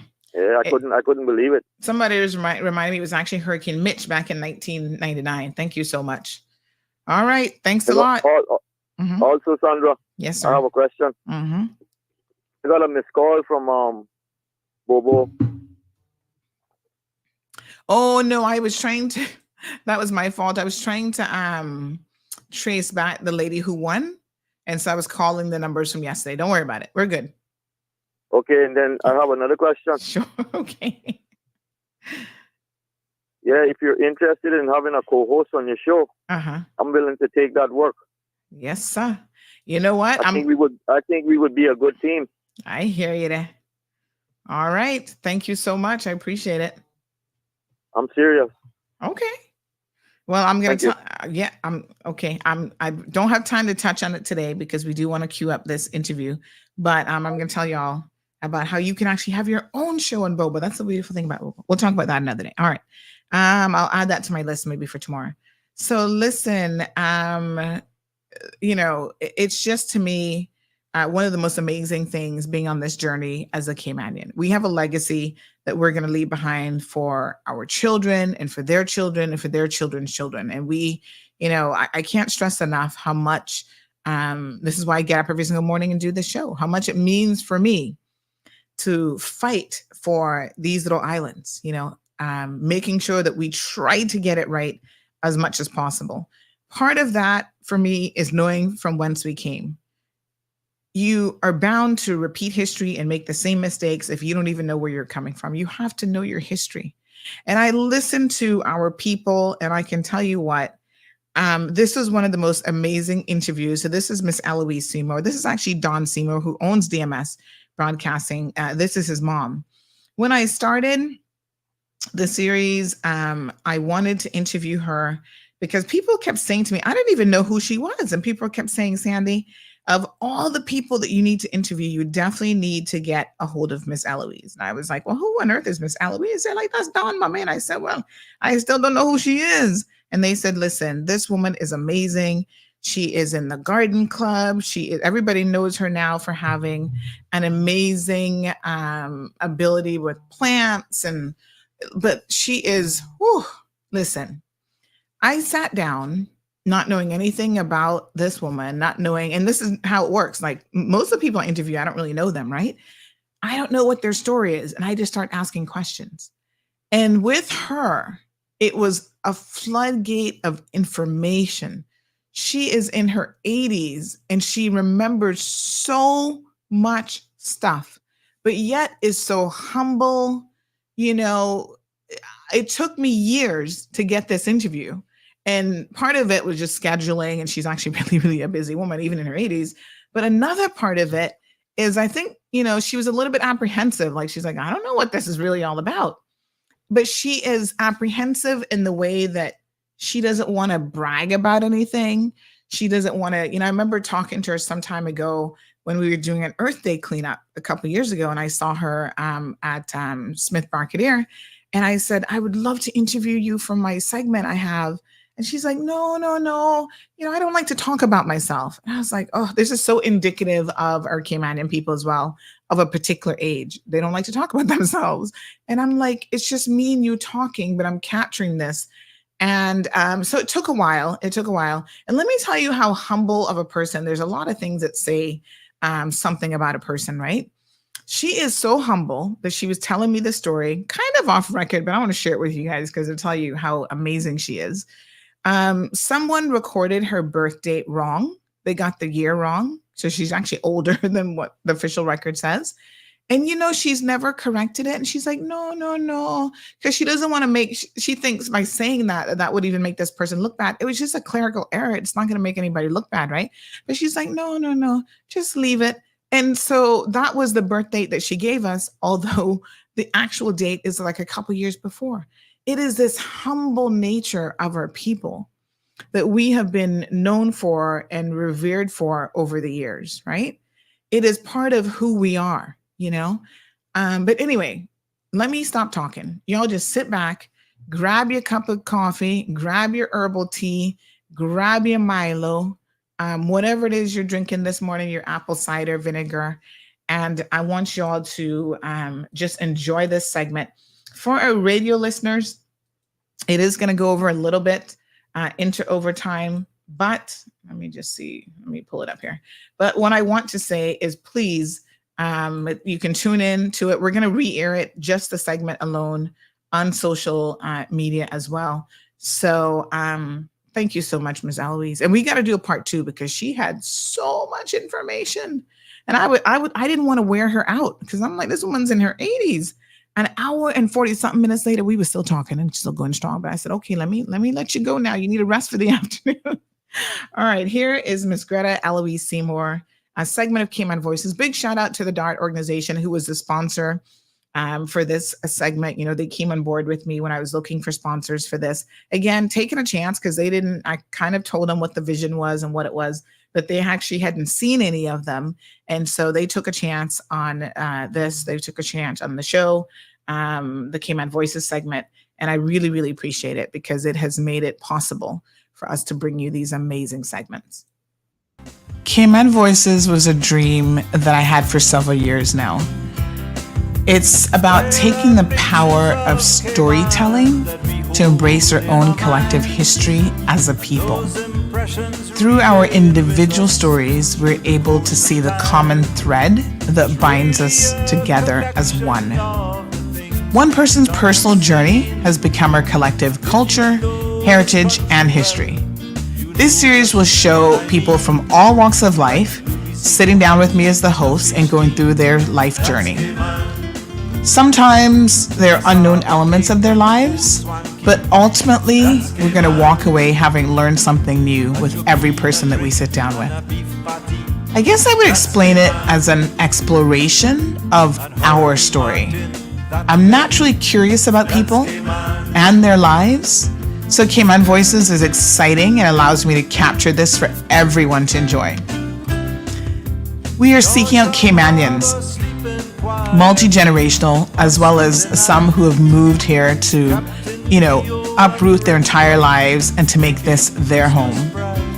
This dream would not be possible without some sponsorship, and so I'd like to thank the DART organization for stepping up to the plate to ensure that we're able to deliver regular monthly content for our viewers to enjoy. So sit back, kick up your feet, turn up the radio, relax, and listen to Cayman Voices. All right, folks, so we're doing another segment of Cayman Voices. I must tell you that the beautiful young lady that you see here with me today, I've been trying to get an interview with for quite some time. It's been years, but she is so incredibly busy. She lives a very full and busy life, but I'm so pleased and just honored to have this opportunity finally to sit down with. Everybody knows her as Miss Eloise. And so we're going to get a little glimpse into who she is, a little bit about her life. And of course, one of the things that I'm definitely interested in is how on earth did she manage to get not just one green thumb, but two? She has been so fortunate with just this amazing talent. So good morning, Miss Eloise. How are you? Fine, thank you. Good morning, good morning. Good morning. So normally we start these off in typical Caymanian fashion. Everybody wants to know who you for, who your mama is, who your papa is, so where you're from. So tell us a little bit about that part of who Miss Eloise is. Okay, I am the daughter of Mr. and Mistress Ebenita Forbes of Breakers. Okay. My mother was originally from East End. Okay. My father was from Breakers. He was the son of Alan Forbes, Alan and Christiana Forbes of Breakers. Yes, that's okay. I know we're asking you to go way, way back, so not to worry. How many siblings did you have? Okay, there were 8 siblings. There was 8 siblings. Okay. Siblings. It was 5 sons and 3 daughters. And 3 daughters. And where did you fall in the line of siblings? Were you in the middle? I'm the last. You're the very last one. So you were the baby then? Yes, I'm the Wow. last. There are only 2 that's still alive. Wow. It's Liebert and myself. That's amazing. Yes. Well, let's talk a little bit, Miss Eloise, about, so did you actually grow up in the Breakers area? Yes, I grew up in Breakers. Okay. I went to school in the old schoolhouse, right across from our house on the ocean side, just east of the Lighthouse Club that's there now. It was on the seashore, right there. So the school was right there? Right there. My first teacher was Doris Wood, which she was Levy. Doris Wood Levy. And what was it like growing up in those days? I mean, what are some of your earliest memories with your family and your community? Very, very hard. It was very hard. When I think about growing up, it hurts when you think. Yeah. My mother was the midwife. My father was a farmer, or also a wood cutter. He cut wood timbers for, at that time, for the building of ships, canoes, whatever that he could sell. He just wandered in the woods and cut the mahogany, the ironwood was his 2 main wood. Yeah. Wow. Do you know how he would have, I mean, this is the first time I've really heard of anyone being a wood cutter. So, do you know how he got into that back in those days? Not, to be honest, I'm not sure, but it was a demand in those days for mahogany, which we shipped to Jamaica at one time. And whatever catboat, whatever we moved from around was our main transportation in those days. He was able enough to sell what he could, and he wandered just in the woods and got. My mother, as I said, midwife, she would go for a whole week at those times with the mothers. She stayed, she washed, she cooked, she did everything for the mother until she was able enough to take care of the other little ones that she had before, or even in the husband. She did as a domestic helper for that 8 days. Wow. And those days, and that time, it was like 30 shillings. So she would say she would go and work so hard for. Oh my gosh. You know, when you were talking about the mahogany, now we know a lot of our older furniture was made of that mahogany wood, right? Yes. But I actually never knew until you just said that we were also in the export business. So we were sending it to Jamaica so that they could utilize the mahogany as well. Exactly. Yes, we didn't have the machinery here to clean things. We only had the axe, the little piece of whatever that could axe it down and ship it, trim it, but we could not prepare it properly. Okay. Wow. Truly amazing. And so your mom then, as a midwife, I mean, you talk about she wasn't just a midwife. For that period of time, she did everything that was required for the new mother. For the mother. Yeah. They laid in bed at that time for 8 days. That was to take care of the little young one. And when she get up, that she could move around. But they were so careful and thank goodness that she always says she never lost a mother or a child. She was always so protective, because my mother also used to do her herbs. She could buy the herb when there were no medication available. She knew how to pick the herbs and boil. That was like a medicine. Even after she gave up, when the island become more popular, then they got hospital, they got doctors and whatever. But she worked with one of the first doctor that came to the island, which was Dr. Overton. Okay. Dr. Overton at the time, and both her and her sister, Disa Brown, which delivered me. She delivered me with her sister. She had to go to North Side at her house for me to be delivered. Wow. So they worked together. Yes. And that is where you see the clinic in North Side is named after my aunt, Disa Brown. Okay. So that there was the two main midwife in those days. In the district. And the district North Side. She was in North Side. My mother was in Breakers. My mother serviced Town all the way to Low Valley, Georgetown. She never went to West Bay, but she was in Georgetown all the way back to East End. But at the time then in East End, then they had their nurse then came up, Miss Sarah. And then my mother didn't have to go to East End that often when she came on board. Right. Wow. Okay. Truly. But they had to walk. They had to walk from district to district.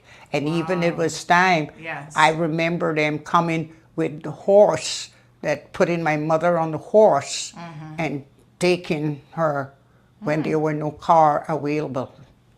So you remember a time when there weren't any cars up and down? Yes. I remember it very good. Well, I remember when there were only like one car from East End. That was Mr. What that? Do you remember? He's not Pucci. and Mr. Pucci. So had the car in East End. Then Mr. Berlin from North Side. Mr. Logan Bodden in Bodden Town. Yes. Because they even said, they had a little joke about when Mr. Logan went to East End, his first trip. There was only farmers in East End at the time, and they was wondering, you know, they were so excited. They filled the car up with, everybody gave him a bunch of bananas, bottlers, whatever position. And there said someone had joked in the, don't know if they didn't know any better, but at that time, you know, people were not influenced like we are today, we're knowledgeable. Yes. They asked him what his car ate, what he put in his car for it to go. Yes. And he jokingly told them he did bottlers. Okay. So that was where people would say, have a dick joke. It only recently that you don't hear that joke. Yes. About what Mr. Logan told him in East End at the time. When Well, he's lucky they didn't try to put in any bottlers in the gas tank. Well, that is why they put fill his car up with the bottlers. Gave him so many bottlers, and he took them home and he put them in his little store. He had a little store and he sold them in that way. Gosh. So he had a he was using his head a little bit too. Too right. Yeah. It was simple days, very simple. Yes. Yeah. And you know, you talk about the hardship of it all. And you know, this is one of the common things I must tell you when I speak to, whether it's someone, Mr. Burlington, for example, in West Bay, anybody, when they talk about growing up in, you know, the 30s in particular, they all share the same sentiment. It wasn't an easy time. It was very hard. Yeah. The mosquitoes, there were no jobs. You just had to you only had to live off making the little thatch rope. You go in the bush, you cut the top. When you see the top would be the bud of the silver thatch now. Yes. You take that and we weave that, which I just recently went to the Pedro Castle to show the cruise ship people. They were coming from all over the Caribbean. Yes. And we had a show at Pedro Castle and they wanted someone up there to do that. And we made, it was a beautiful day. And we took the silver thatch, we had that. And we let you string it, and we called it a strand. Yes. You put it on the wooden cart, they house it up at Pedro. Okay. And you string it. And one person gets to the one-man cart, the one, and we have the third, we have 3 flies. Yes. You turn it left and you turn it right, and then that's how you make a beautiful rope. Wow. I don't know if you've ever seen the rope making, but it's beautiful. Yeah. You know, I got to speak to Mr.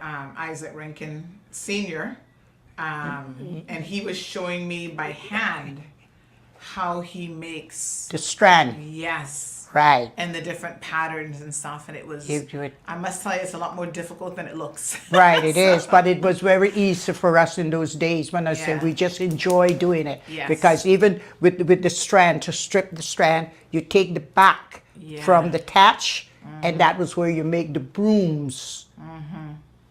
You pull it, and you turn it with it. That is Gerlo. Yes, Mr. Gerlo, that's right. Yes. That's Gerlo. And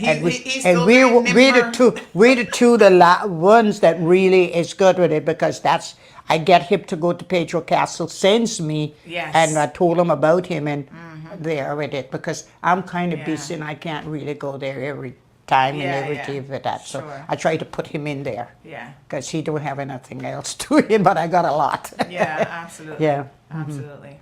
So those are some of the skills then that you grew up. And then we do the plait-ins. We do with the plait-in. We make basket. We make our hats, sun hats. We call them the sun hats. We make the fan. If you had to even go to church, you strip the straws and you make the fan. You plait the plait and you trim them around and all, which this should be traditional keeping. I would really love to see Kim and still keep that as like a market now because it's beautiful. It's hard work, but it's fun in a way when you see the product that you can do and how it looks. It's like something, and it's very lasting. Yes, oh yes, very much so. So the silver thatch is very good. When we used to make the ropes to go to Jamaica, Jamaica would buy the ropes, export them. They say they would go all the way to like the Newfoundland for people use for the boats, for the fish pots, and all. Before you think about sisal ropes and all this new preparation, they depended on Cayman to make. It was the thatch. For the thatch, because it was very strong. The silver thatch is a strong thing. You can have a basket for years and years and years. It don't seem to tear apart. Wow, that's so amazing. So your father was not a seaman? He did not. No, he never went to sea. No, Okay. he never went to sea. Yeah. With that, Daddy lived till he was 96 years old, but he never went to sea. His problem that later on in years, he was a very healthy person, but his eyesight was his problem. He had glaucoma. And when I found out those days, there were no doctors coming on the island to knowing things, and that it just seems that he just went blind. Yeah. Like we said, and by the time the doctors started come here and I took him, they said nothing they could do because he was completely blacked out. Wow. He said he never knew, like for more than 25 years, and that he never knew day from night. He never knew the darkness. Everything, it was just dark. But looking at him, you would never think that's anything. And he kept very strong and up. The day he took sick one day, and by the next day he was gone. Just very, quite capable, walking, bathing himself, doing everything. But no complaints, but that eyesight. Yes. Wow. So what did you do for fun in those days, Miss Eloise? You had any little toys, or what did you guys do as kids? The only thing as we did as kids, we would say play the knickers.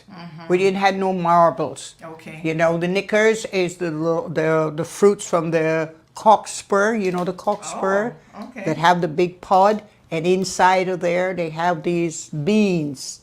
Very hard, very hard. And we would make a ring around, and we would say we would just play with them over there. We would just, we hardly had any time to see with it because we were always so busy. We had to help our parents with this thatch. We had to cut our own wood.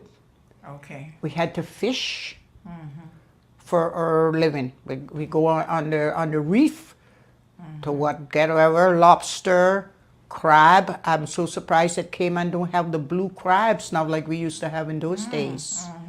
The big sea crabs that you would see in Miami and places, we had them here. Wow. We had the oysters.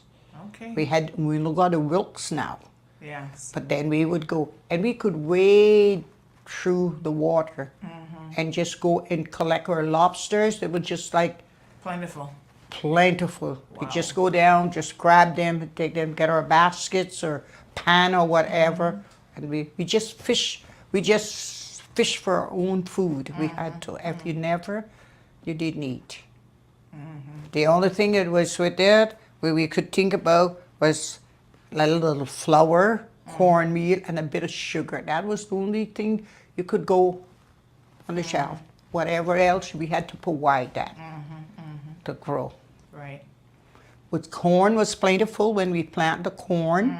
We had the Guinea corn, which is like wheat, which I don't see that in Cayman anymore.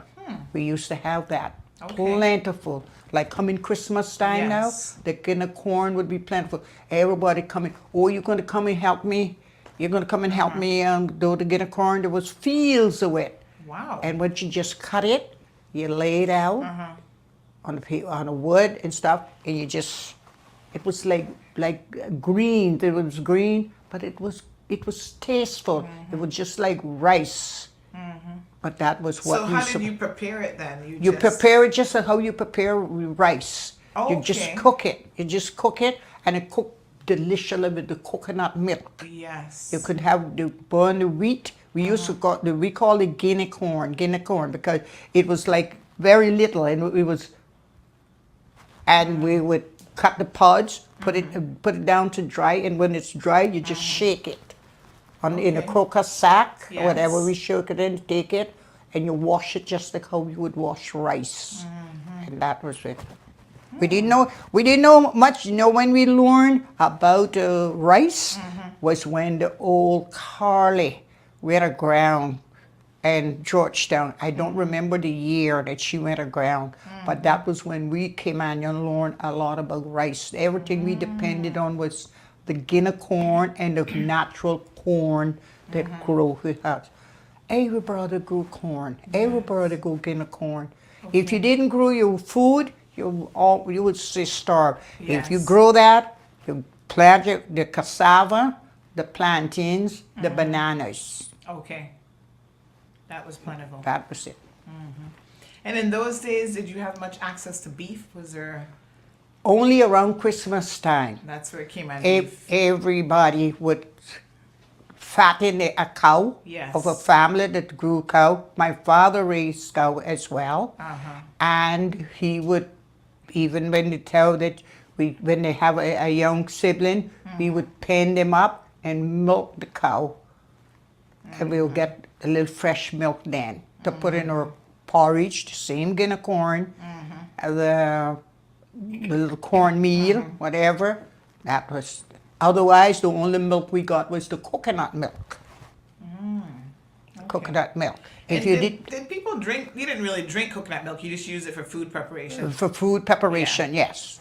But like our porridge, we put it over our porridge. When we make our porridge, instead of we didn't have no fresh milk. If you didn't have a cow or some with it, and when when people that had a cow,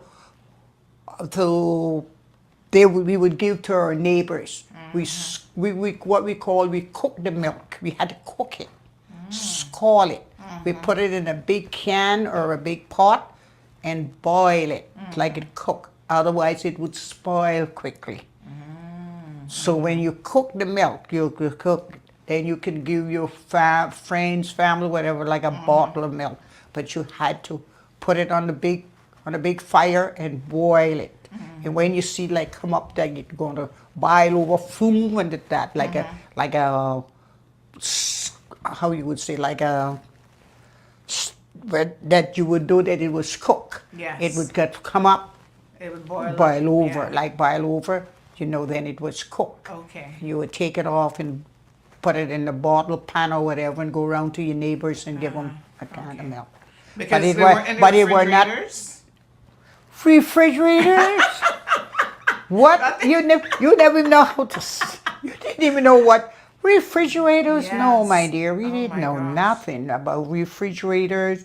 No ice, nothing. We got nothing. This is why I don't. When people think about how life had come along, I sometimes think back. Yeah. We don't know nothing. If you cook, even around Christmas time, the first time you would get fresh meat, your mother would have to cook that, and we would, after cooking the meat, they would put a fire on top and bake it, that it would become like dry, and that's how we kept it. Like to say, Christmas Day, we have meat Christmas Day, and through the Christmas, you had to keep your pot on the fireside and keep a fire burning all the time to keep it warm and keep it from, we would say, sour, getting spoiled. Yes. We had to keep it slowly, the heat there. But we didn't have no fridge, nothing to put. You just skip it.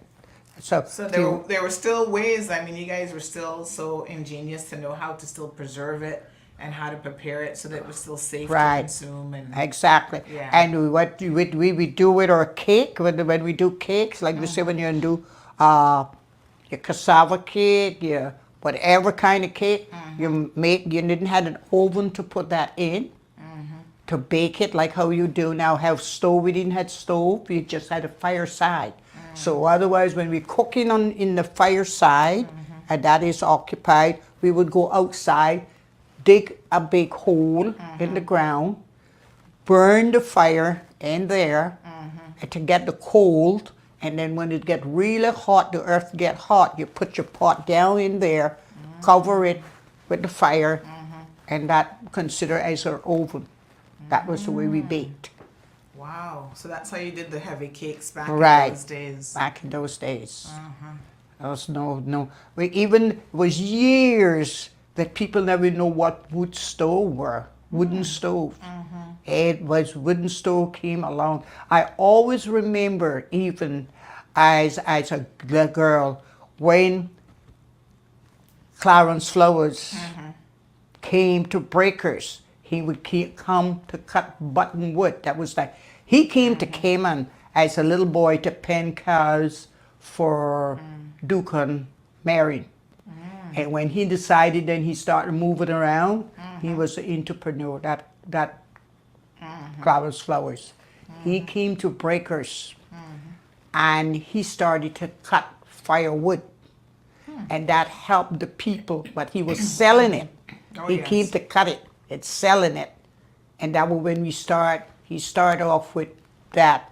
That was show people that how they decided then to get it cut short. Them days we would get the big pieces. You know, we didn't have no saw. We didn't have nothing. We just with the little machete that we could have.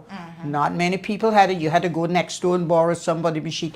A person didn't went to Cuba or places like that. They wouldn't, you know, to bring a machete back or something.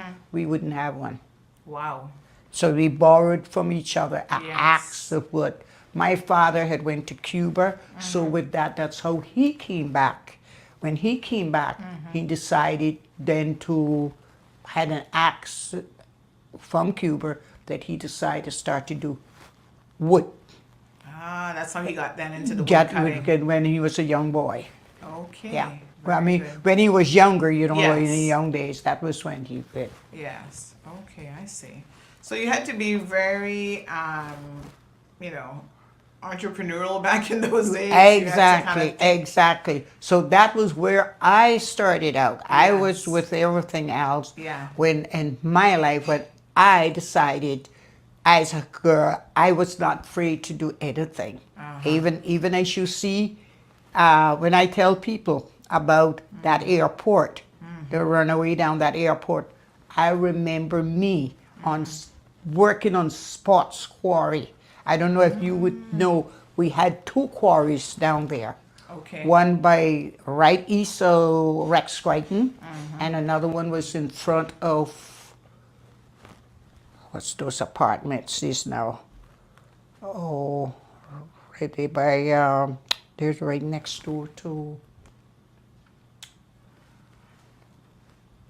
the cemetery, Sports Cemetery. Well, anyway, from right across there was another quarry, and I worked on them on the quarry in the 50s when they was building the airport. We worked in we had no bulldozers to load in the truck. The few trucks that they brought from Jamaica to work there, Jamaica built that airport. Yes. Yeah. Pismore was the contractor, the heat contractor of that. And we filled the truck by picking up the rocks. Manually, with our hands. Wow. And that part. And this is what I told people, hard work don't kill anybody. And that part. But I was always one wanted to make a dollar. So we always, plus when the trucks, they had a few trucks, when they came up to pick up the guys to work, and they're gonna drop them off the midnight shift, drop them off, Benalin and all those guys from Breakers, and that was working. I would go up on the cliff with my bottle torch in the nights, kerosene, put a kerosene oil into a pint bottle, put a cloth in the mouth of it, and use it as a torch. No flashlights those days. Use it as a torch, and you could go up there, take your basket, and you take the rocks down, put them down by the road, and we could sell those rocks. Wow. That's where we could make every little thing with that. But as I said, I was always want to get make $1. I was always And it was an trying. honest living, you know Right, what I mean? and that, So, but yes. hard work, and as I say, it's hard work. But I enjoy every moment of it when I Yes. say that. Mm-hmm. Going. Yeah. And it's anything that I could do to make a living, I tried. Yes. We would say a little, even when Cayman started to open up then we started to we could sell gravels, the rocks from the ocean, surf the ocean. Before we had people crush the thing here, people would buy that. When they first started to do the cement work, people start, because you know the homes was all what and dubbed the lime keel. They used to do that lava that they burn the rocks. That was like how you see the place up at the Pedro Castle. Yes. That was what you call The wattle and dub. Yes. My father could used to build lime keels as well in his spare time. Christmas time coming now, he was selling a bucket of lime. In those days, you could sell for $1. But that was where the wood cutting came in again. He cut but that time it's the grape tree. The grape tree is the one to do the lime. Because that carry a lot of heat. Right. And you cut it green and you make it, and it's a way that you do the lime keel. You do it to make it round, because in the middle is where you got to put the funnel for it to melt the rocks, for the heat to make the rock. So my father would cut the wood, and coming Christmas time, he would have like 3 or 4, but it's a lot of wood. But there was a lot of grape trees around, so you could cut them down, stack it, go on the beach, get the flat rocks, not every kind of rocks though, because if they got too much coral, the fine texture in them, they don't produce much powder. So you have to get the kind of hard, solid rock from the sea. Because you know, sometimes you go along the beach, you pick up oh, this is so pretty. Right. But you see, it got kind of look like little designs or different things like that. That is most of the different coral. But the regular coral itself, the hard one, is what he used to melt. Because if that you melt, it's heavy. It's the balance. And he just stacked that amount around on the rock. And when he light it, it burned and burned, and as they keep burning down, the rocks keep melting. And once it melts, now just before it finished, you have to douse it with water to cool it. That's the way to give it the different temperature that lava forms. Truly amazing. Wow. Yeah, the lava There's a process to all of it. It's a Yes. process is all the way. That's Yeah. what you call the lime keel. They're Yeah. doing the lime keel. And then when that cool now, it takes like a day, a couple of hours, like 2 or 3 days to get it cool. But it will keep simmering down and simmering down. And then all of that wood is gone, and that beautiful powder. So it looked like white cement. Do you ever see it? No, you haven't seen it. Yeah. And But then they would have used that then to build. Yes, that is where you put that. You cut the little sticks and you one in and one out, one in and one out. You cut them and you chip them. But it was a certain wood you do that too with. The tamarind, the wild tamarind, is very good for that, because you can twist it, plait it like it plait. Right. One in and one out. And then you mix that lava, throw it on, tap it on, get your little piece of wood or stick and smooth it, and that's what look like cement. You would look like, almost like cement walls. Wow. Then in there, that same powder, what we would do to get it changed, to get the color changed, everybody used to have the house used to be white. But then someone came up with that instrument. Take the mahogany tree and you bark it you bark the mahogany tree. You take some barks from the mahogany tree. Right. You can boil that. And when you boil that, that is beautiful red dye. When I say red, red. Pour it in. Take a certain amount, you pour it in, just a little bit. And it turned that pink. So when that came out, everybody came out with that. Nearly everybody came out and had a pink house. Okay. Yeah, because they decided to take the mahogany dye from the mahogany and put into the white. So you mix it and you get the thatched leaves and you cut them with no paint brushes. You take the leaves of the thatched, the one, and you make a brush. Put them close together, cut them off, so, and you use it.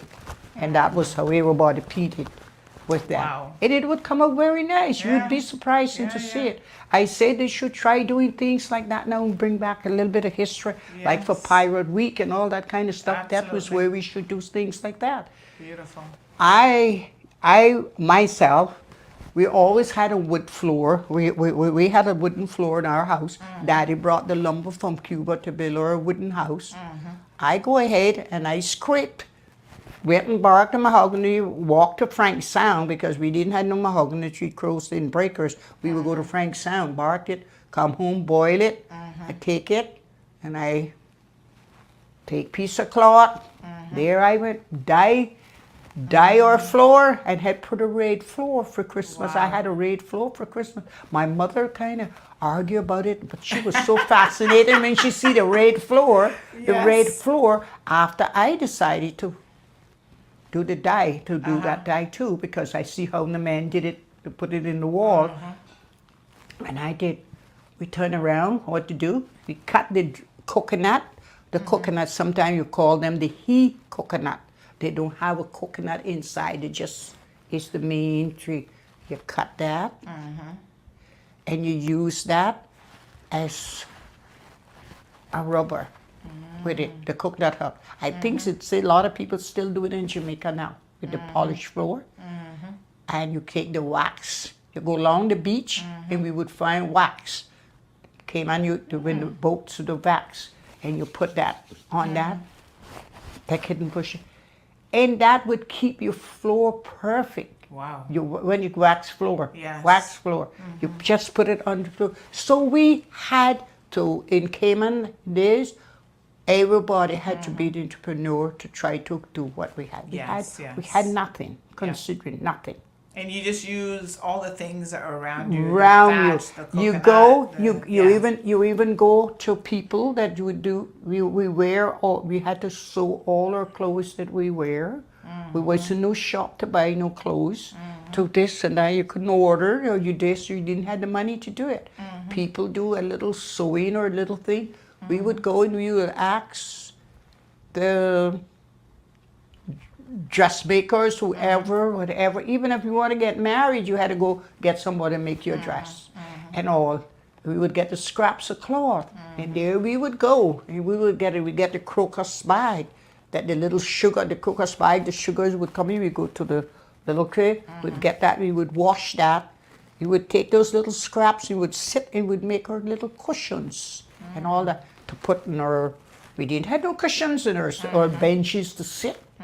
We make things. So everything had to be done by your hand, not natural. Cayman have to only come along a long way. But I remember, that's what I tell you, in my days, that's what I used to do. Yes. But I got so tired, and that part, and things get so poor. When I looking at my mother and my father and see how life had gotten, everybody had left home and gone, and they were there suffering. I said, you know what? I said to Mom, I said, Mommy, I'm getting out of here. I'm getting out of here. I took a man bicycle. I didn't even know who it was for. One of my brothers, whoever did that time with that part. And I said, you know what? I'm coming to Georgetown to look at job. Wow. That was a big move. Right, that was a big move for me. Yes. That was what it meant. And how old would you have been when you did that? Do you remember? Oh, let me see. What's 16, 17, I think, or 18. Because I want people to realize, I mean, you're giving us a really good picture of what life was like, but in many respects, we were isolated by districts and even within a because we district, had no electricity, we didn't have no running water, we had no nothing. transportation, No nothing. transportation or nothing. It Yeah. only like Mr. Byrne, a little bus would come through, and after a while, and with everything else, and he used to, when I think about it. But anyway, let me go to my story with that part.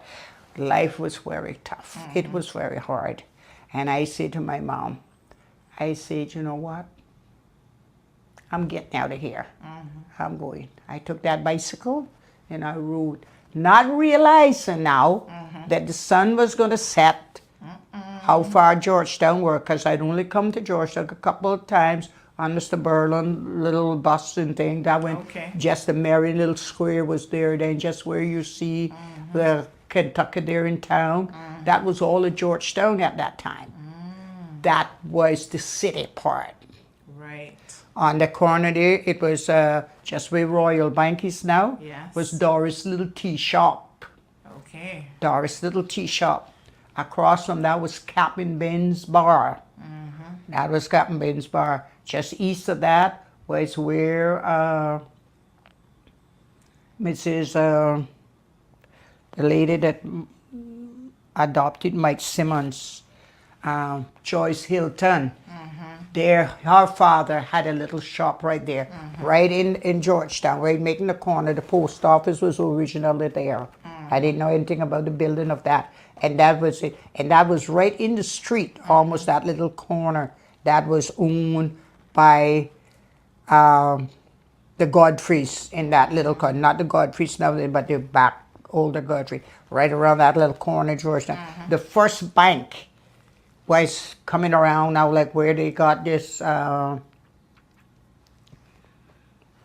go around with when Barclays came in. We had the little government saving bank first. And 4 people was by the counter. The third one had to be standing outside in the street. You stand in the street, how small it was. Even before they went about, you hear about glass house and this and that, and the next thing, nothing was in Georgetown. Just where you see that lizard, right there off from the post office now, that was Miss Clara Bowman little house. She used to be one of the midwives too. That was her little house right there in town. Yes. Okay. Georgetown were not what you see today so with that part. not. But going back now down to the Marion store, I will tell you now. And so you got on your bicycle? Right. I got on my bicycle and I tell you now, and I drove and I realized the sun's setting now. And when I got the sun setting, I don't realize now how am I going to get back to Breakers and everything.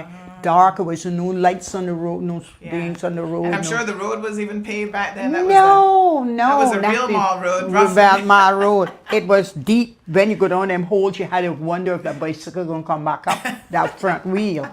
Yes. And I went through, I know South Sound because that was where the main road were no crew roads or nothing in them days. You would go across the waterfront, South Sound, right down across where those new buildings you see Hurley, in front of Hurley's. Yes. You take your little South Sound road straight down. Okay. And if the south wind was it, they had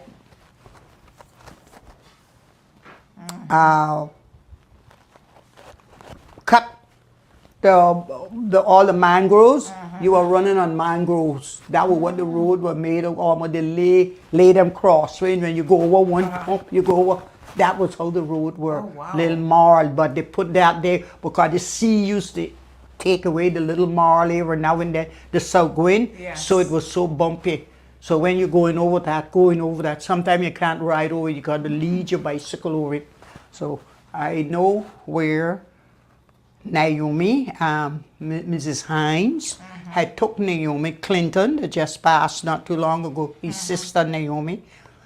They had took Miss Olive Hines, took her when her mother died.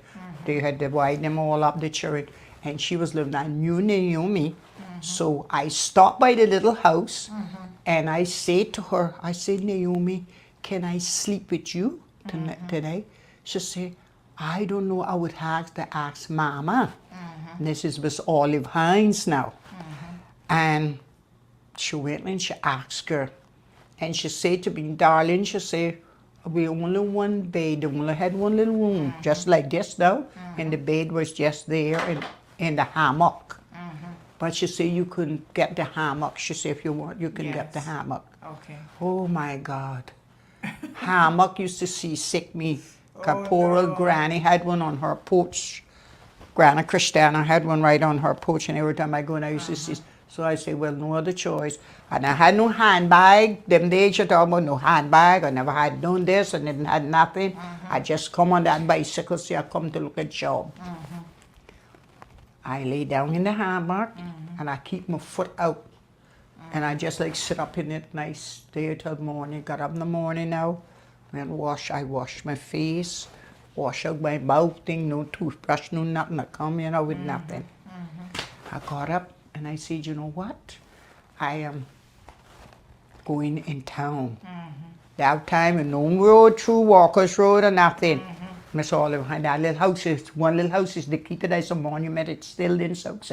One little yellow house that you see off from the community center. Yes. From community center, I see a little place there. Nobody lives in it or anything. They're just there. That was it. I went out through, and I went. And I went to Georgetown when I went. Mr. Limburg Eden had just started this little drink factory from Jamaica. Limburg Eden was from out here. But how they make the little drink, the bottles go up and down, they fill it, you mix the little Kool-Aid, they would talk about them days. But it was a big thing for Cayman, because everybody was crazy about this drink Limburg was making. But you had to wash every bottle. He would, if you buy it, and you can go back and he would give you a penny for the bottle. And you would go, people that empty bottles, people would just carry. So I went then, and I knew the girl that was washing the bottles there at the time. So I asked her, so she said yes, they will want somebody to help her wash the bottle. Lou, she was Lou, I named then at the time, she died many years ago. I went, and he came and he said yes, he could. Man, I was so happy. I sat down underneath that big old guinea tree. Well, you must remember the guinea tree, but not too long ago they did take it down. It was right off from Royal Bank in that part there. We sit in a hot Sunday under that tree washing bottles. Mr. Harris Connolly from East End was working at the Marion little grocery store right then. Because the Marion had the hat and shoe store, then it was the little hardware store in between, then it was the grocery store, and on the other side was the cloth store. They're still there in town, but people got them occupied with it. But that was the that was the hub of Georgetown. Yes. And when he was leave the store now to go over to Doris, we call it Doris Tea Shop. Everybody came to Georgetown, go there for that little food. That was considered like, I would say now which top restaurant it were there. She cooked her little native food. Everything was right in the middle, the square of town. That was the city. He was crossing to go there to get his lunch. Because I think when you go there get a lunch, I think it was like 2 and 6 pence or something. You pay for a little lunch. Two and six. 2 and 6, what you call it. 2 and 6 is like 50 cents now. Okay.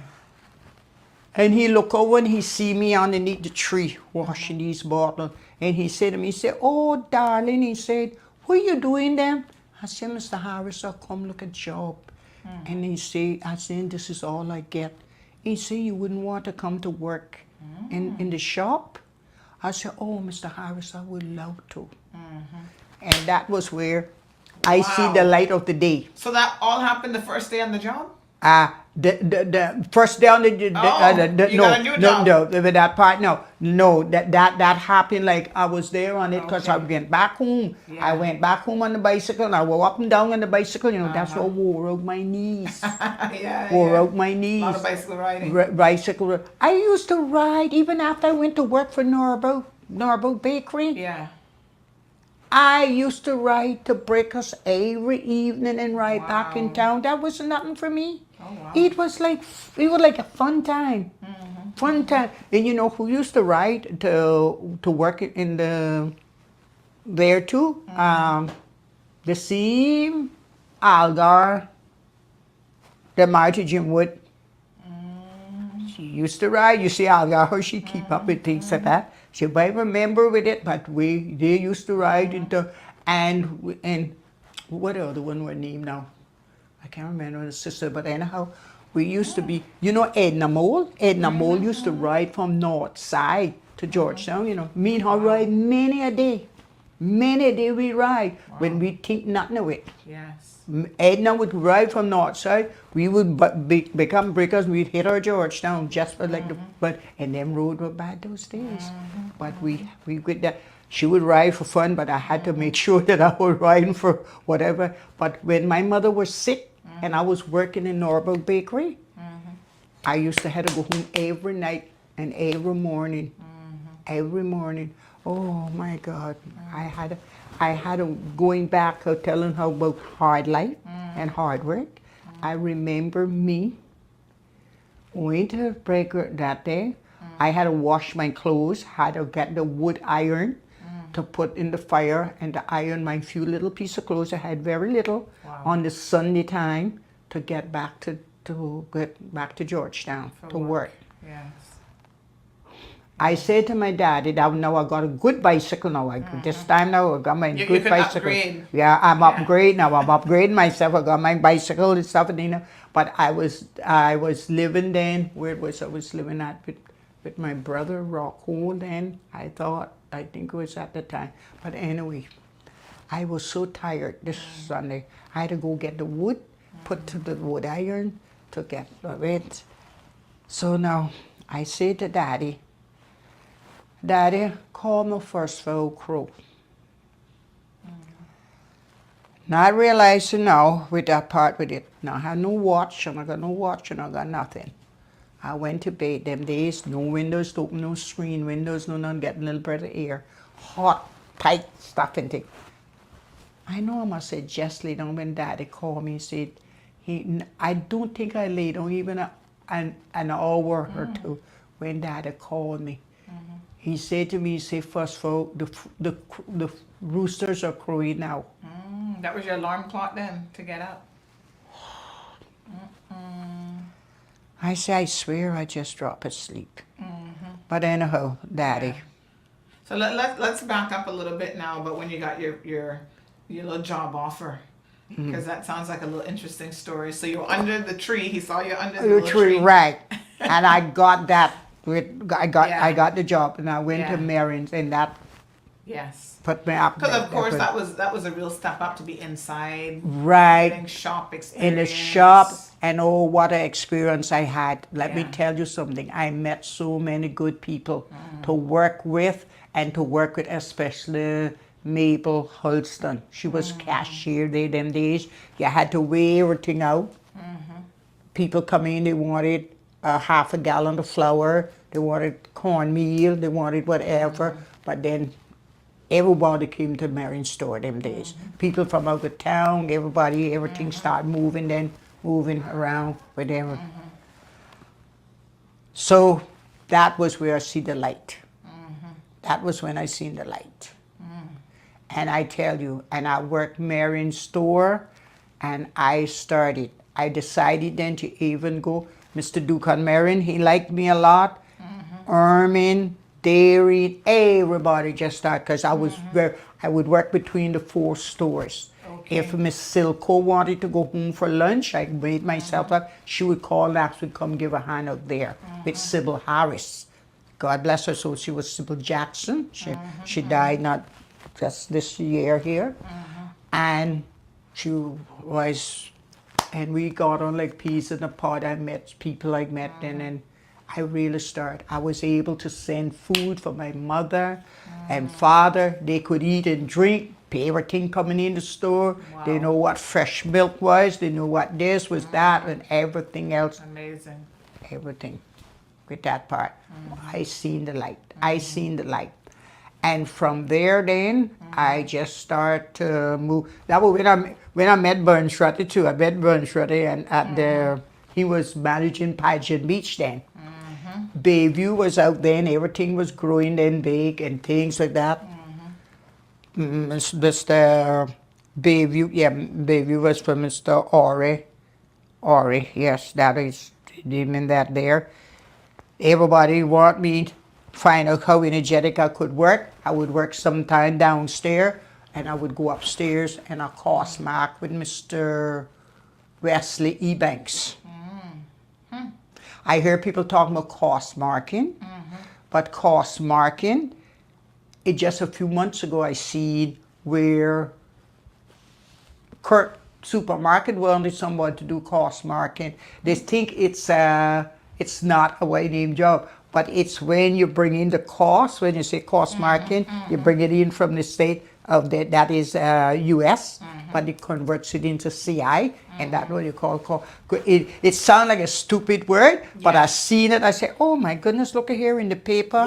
Look at the paper, they got some cost marking job advertised. When I used to tell people used to cost mark for the Marines, they thought it was something that were not. And I say, oh, I'm glad to see some, they got it out now and come back now in the people.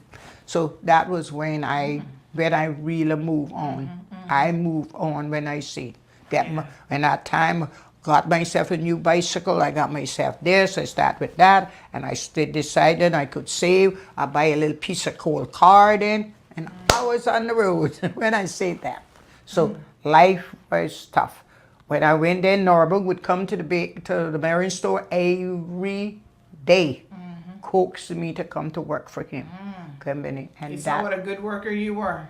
That's right. And then I went to work for him. When I worked for Norberg, I could type, I used to use it. I used to do his letters. I used to do things. But from time I get this hand cut, I got this hand cut, that machine, I just I was so angry. In life, I just blew my mind and shut everything out. Shut everything out. Because this was not my job I was doing. And to see how I get injured, Naylor lost my life. Through Ditto, his nephew. I was doing his job because Norbert was away. And the morning then I had it was more than 14 of us ladies there waiting to do, they were doing breads, buns, bullets. Norbert was the main source of everything in the Cayman Island at that time. All the hotels depending on it, all the places, all the restaurants, everybody depending on getting their product. Was no importation thing. And there was, so I took upon myself and decided, I said, girls, we're gonna have to get this going. I know how to do the machine. I know how to do the machine. I decided then to start to do the machine. Everything was going fine. He got up from being drunk. Get up now and come, move over, I'm going to, I could take over. He was drunk all night. And got up. I said, go, I'm finishing now. I'm finished off and things like that. And by him coming out to try to, he fell on me then. He drunk now coming to say he going to work. It made my hand went into the machine. Oh my gosh. And that cut my life right there. Oh my gosh. My life was nothing to since that. Oh my God. Gosh. Oh, Lord, how much. And this time I was, 30? Was I 32? I think I was 32 then, or 32. Yeah. And Lord, how much. That was a life-changing injury. Life-changing right there. But anyway. So at this stage... But I still went back to work with him. Yeah. He still got me, went back to him, because you see he's sitting there? Yeah. I worked with him until the night I had him. Wow. I was going to say to you, at this point, had you gotten married? Were you starting to have kids? Oh yes. I was married. I got married I got married when it was I got married. Jeez, I can't even remember that. And I got married when I was in Marine store. I got married because I went to Jamaica and I got married. Okay. Because this was what happened with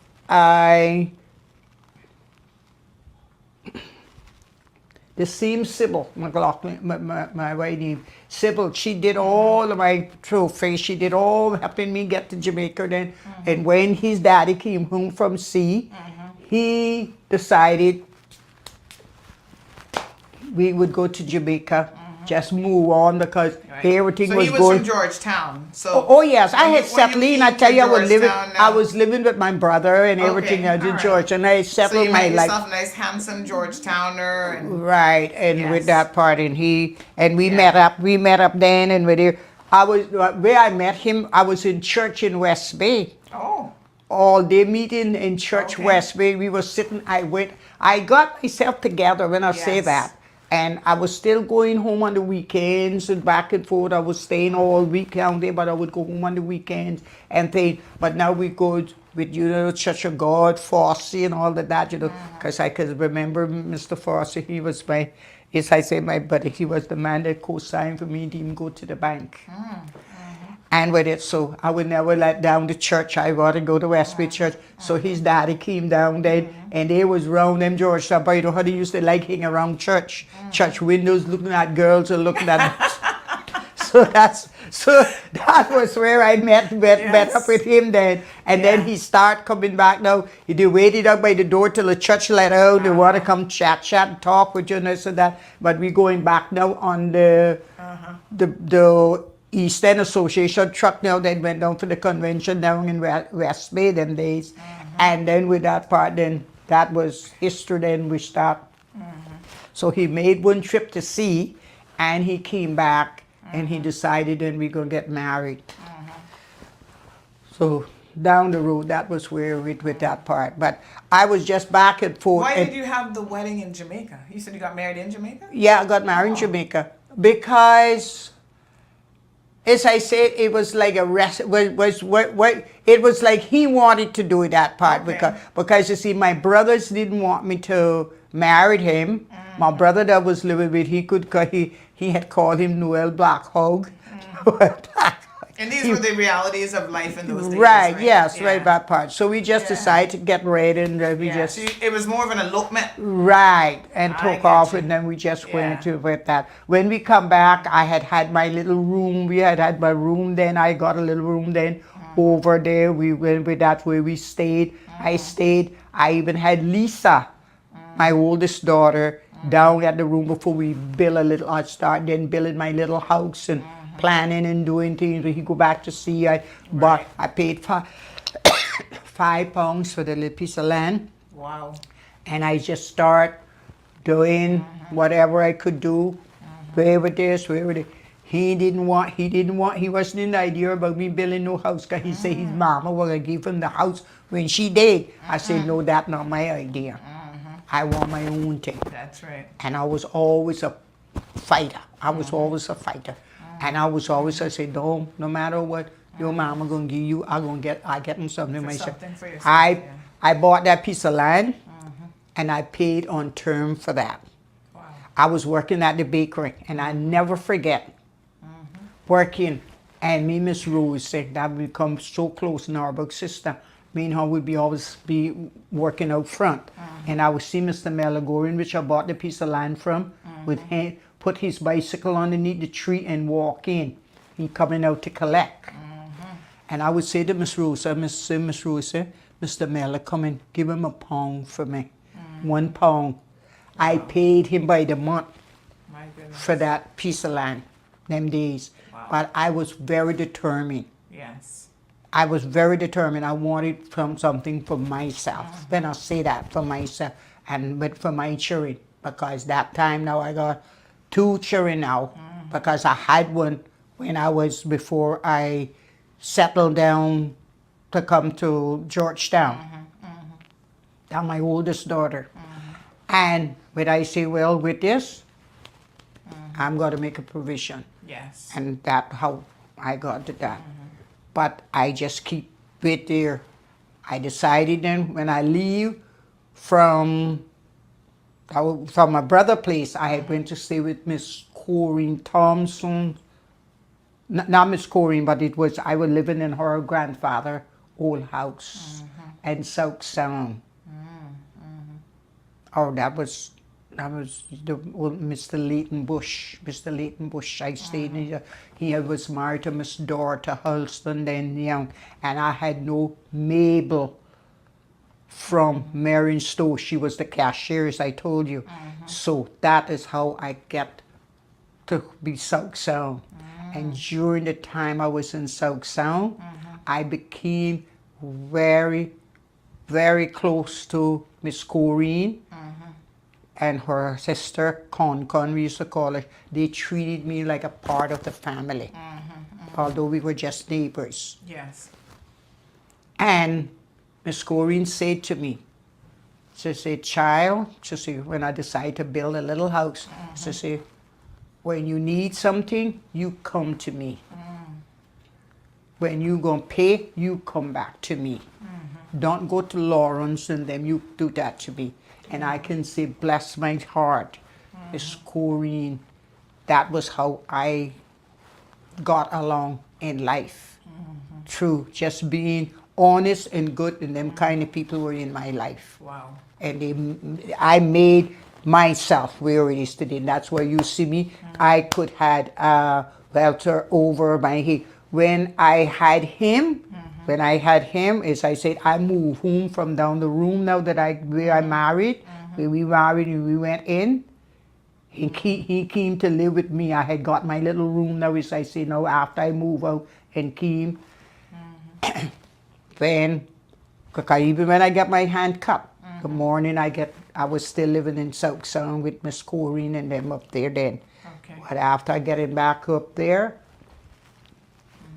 I decided, I said, with life, I need something go along with myself. When I say with my first child that I had for him, which is Lisa, now. I said, we stayed in that little room with everything else with it, but I said, that's not what I want. I decided that was when we moved in. When I had him, I didn't have no ceiling in the roof. I had to put a sheet over his crib in the nights to keep the water from dripping on him. But I was determined. I keep buying, every time I work, I would buy enough to keep sealing one room at a time. One room, but my bedroom was first you went down. So it's not where you reach, it's how you reach and how determined you are to get something in life. Wow. And I always say it with my children. Yes. I said my children come first in my life. Yes. I had a very tough life when I say that, very tough. Wow. But I thank God, and I kept that good spirit about myself. And I said, I'm not just to stop. I'm going to we had some hard, as I said, as you know, with man relationships and everything, but I kept firm and strong.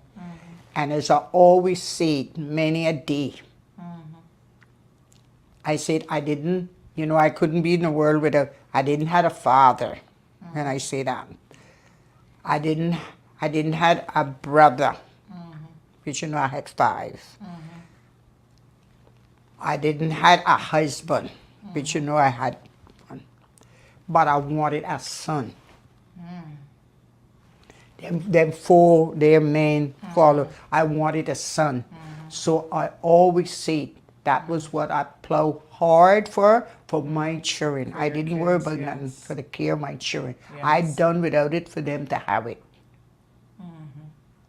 I didn't worry about myself. I just worried about my children. I was very proud of them. And I work hard. Hard work don't pay. It was time I told people I had 4 jobs. Even running my taxi.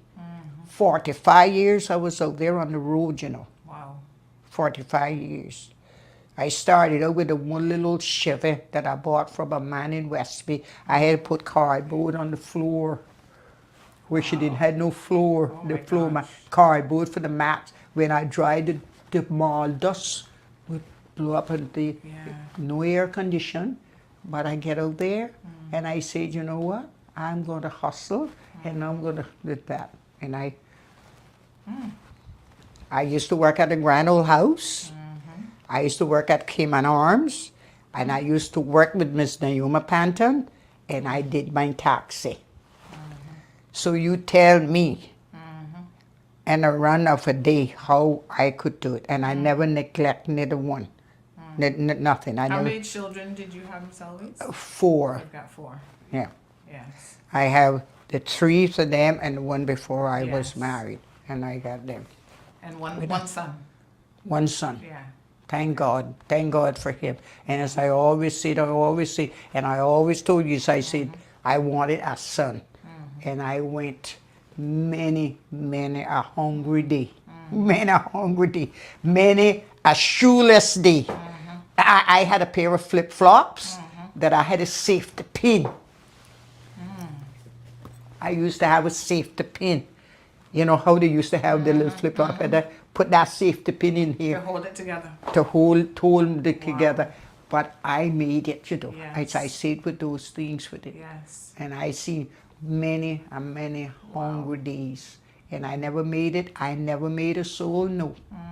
I never, that's what I'm telling you. I read talking to you this morning. This is what I always say when he even said about with me with that. I never made people know. I never made no one know that I had it or had it. It was time I was into my house that I never had food. I had a tin of vegetable soup. I would open that, cook a little rice, and put that for them. Wow. And I go on. You see, I go on with that part. If I said I would work, bring them to Savannah School in the morning, and my little piece of plop that I had at the time, but I start move on then and get them when I first looking at the needle going back down. It just, I didn't want to press on the gas. I got so little gas. So just trying to course as slow as I could get, because I'm going through South Sound now and going Grand Old House. I gone to Mrs. When I went, so died here this year, Mrs. Bernard, and I would say to it, she would give me them days even before. It were Fosters, it were Cocks, it was any room that came on food. And Jim Borden had brought that in, wholesale, then the thing came on moving on now with that. She would give me, write me a check and send me to Cayman Food to buy the stuff for the Grand Old House. She would give me like at $10 then. I could buy plenty of gas then. She'd give me $10. I would stop Thompson, little gas station around there by off there and the corner there with the heck, you know, Moringa Town, somewhere around in the area with that part. Yes. I would go there and put that $10 in it. Now I got gas. Yes. I've got gas now. So I've gone shopping now. Up Cayman Food. I put that food in that car and I come back. I go Grand Old House, I pack it wherever I had to go, whatever. Freezers, this, that, next thing. I'll 2 hours, 3 hours. I'll come back out. Cayman Arms was out there now. I go upstairs, I get the key from Rudica. Rudica gave me key. Rudica's storehouse, just where the Burger King is, up there on Walker's Road by the high school. Okay. He had a big old container down in the back of there, getting electricity over the place from propane gas. From home gas. Home gas. Okay. It was down in that bush. Nobody know that freezer was down that bush. Yeah. It was them days, the freezer. He give me the key, I going down there, and I put everything that I got put. He give me the list, what I get out of that freezer, put in the car, gone, and had to go up Cayman Arms and put that up there. Wow. That's another like 2 hours, 2.5 hours on the morning shift now. Time now for me now, getting ready to now go airport. Here I go now, going home now, and I had one little slow cooker. I had pork chop, whatever, and thing. I'd had that all seasoned up. I'd turn her on, and I'll go on the airport, hustle with 2 little couple trips to the beach, whatever. Looking at in a little time now. Come back up to Savannah now. Pick up my children. I had a few children more. People will give me like $5 5 shilling them days, dollars, they were dollars then a day per child. I would bring Lisa Pendergast, different ones for them all coming to Savannah School. I would get that little extra now to buy gas. Pick up my children or bring them down and then drop them off home. I gotta leave now, go and pick up flowers for Miss Naomi now at the airport warehouse. Come back down to her shop now. I cut them off and put them in her cooler in the back of the place then, where just where we bata was at the time and all. And I would hit her back home, get the little supper, dinner, whatever, throw a few pieces of clothes in the washer. So that was how I made it. Wow. That was how I made it. Miss I made Eloise, sure. You know, there's going to be some young people listening to this. And it's so interesting because I hear a lot of people, oh, life is the hardest it's ever been in Cayman. And I doubt that very much. The conveniences we have today. What do you say to these young people who talk about how hard life is and they can't make it and this and that? What do you say to them now? This is what I'm telling them, the same thing. Yeah. This is what everything, and there bunch of them there talking about it. Life is hard. Life is this, is life is that. You know, during the pandemic, you see him sitting there. He'll give me anything that that is a way that's going with everything. He never ever offered to say that I am penniless, I am this, I am that. But you think because he is wealthy today, he got this and that and this, I'm going to just sit down and depend on my son for every little thing. If I wanted this little extra this or this little extra that. You know, during the pandemic, you know, my dear, what I used to do and sit down with, and I told one of my friends to come with me here that begs me, she calls and begs me for something to eat, for something to this and that. I say, come, let's sit down underneath the tree. We can pot plants. We can do this, we can do that. You know, it's time. We go to truck reverses and come down in here when they wasn't getting any stuff from the US to come custom and this one, this and that. When the height of the pandemic, they were still selling plants. And you know, it was time when they come, they fill their truck. From the plant you had bought it? Wow. From the plants that I reported right underneath of that tree. They buy moss from me, the green moss and stuff. I was about the only one around had it. They come and buy this. How much just be, just a little handful of that moss is $25, you know, just a little bit and things that kind of way. But these people don't want to do nothing. That come into me like Pokemon. All those time I take it and I got to turn around, buy soil again, I buy this, I buy that. But just something to do. Exactly. Just something to instead of, I don't go to one neighbor's soul and keep my island place, you know, to sit down. I don't got no time to go sit down, chat with these people and talk with stuff and things. And I can help myself with lot of little things. I can help myself. Because you know the cost of living is high in Cayman Island. You know. So you do what you have to do. But you do what you have to do. Light bill, water bill, food bill. Because I don't, the food, I don't eat scrap, and things like that. So this is what I don't understand, what's going on with them. I say that all the time. And you know, they will pick up phone and call me. Oh, Miss Eloise, can I do this? Can you give me $25 or can you do this? I'm this and I say, you know something? You know, I would always hand out and give little things. And who's that? Oh, Dawn, you're to, you know, bake it when I have time with. So these are the things you don't really. And what would you say, you know, you worked all these jobs, you're so productive, built a life for yourself, but you also had children that you were able to raise up into good people. How did you do all that part of it? I just made sure I with that part, because if you see how I used to live in Georgetown, how high I had my fences, I had the ficus hedge around my yard, and I had a gate, and I would always tell my children, I said, look, Mom, you got to go out to work. I would try and give them everything that they need. I never think about myself. I think about them. Gosh, you've had such a fascinating life. Wow. So amazing. Wow, my dear, and with everything. This is why I don't even want to wear name, you know, to see, like, anyone to interview me, things like that, because it was such a hard way of going. And I was always a fighter. I was trying to fight. I was always fight, but I never make nobody know. I never made it show. I never made it show. I would take a broom and go in and sweep the street, but nobody would know. When I say just to be nice with them, but somebody that could kind of shoulder with me to say, well, a shoulder to them. Not that I begging or I beg, but that was something I never did. Never beg or made nobody know my want. Yeah. I work for someone, you pay me. No matter how little it was, I'll take it and go on my way. But I want to work for what I get. Yes, yes. And of course, we can't talk to you and interview you without talking about your love of plants and how you really, I think you will be remembered for having one of Cayman's best green thumbs ever. So tell us a little bit how you got into planting and botanics and, you know. Okay.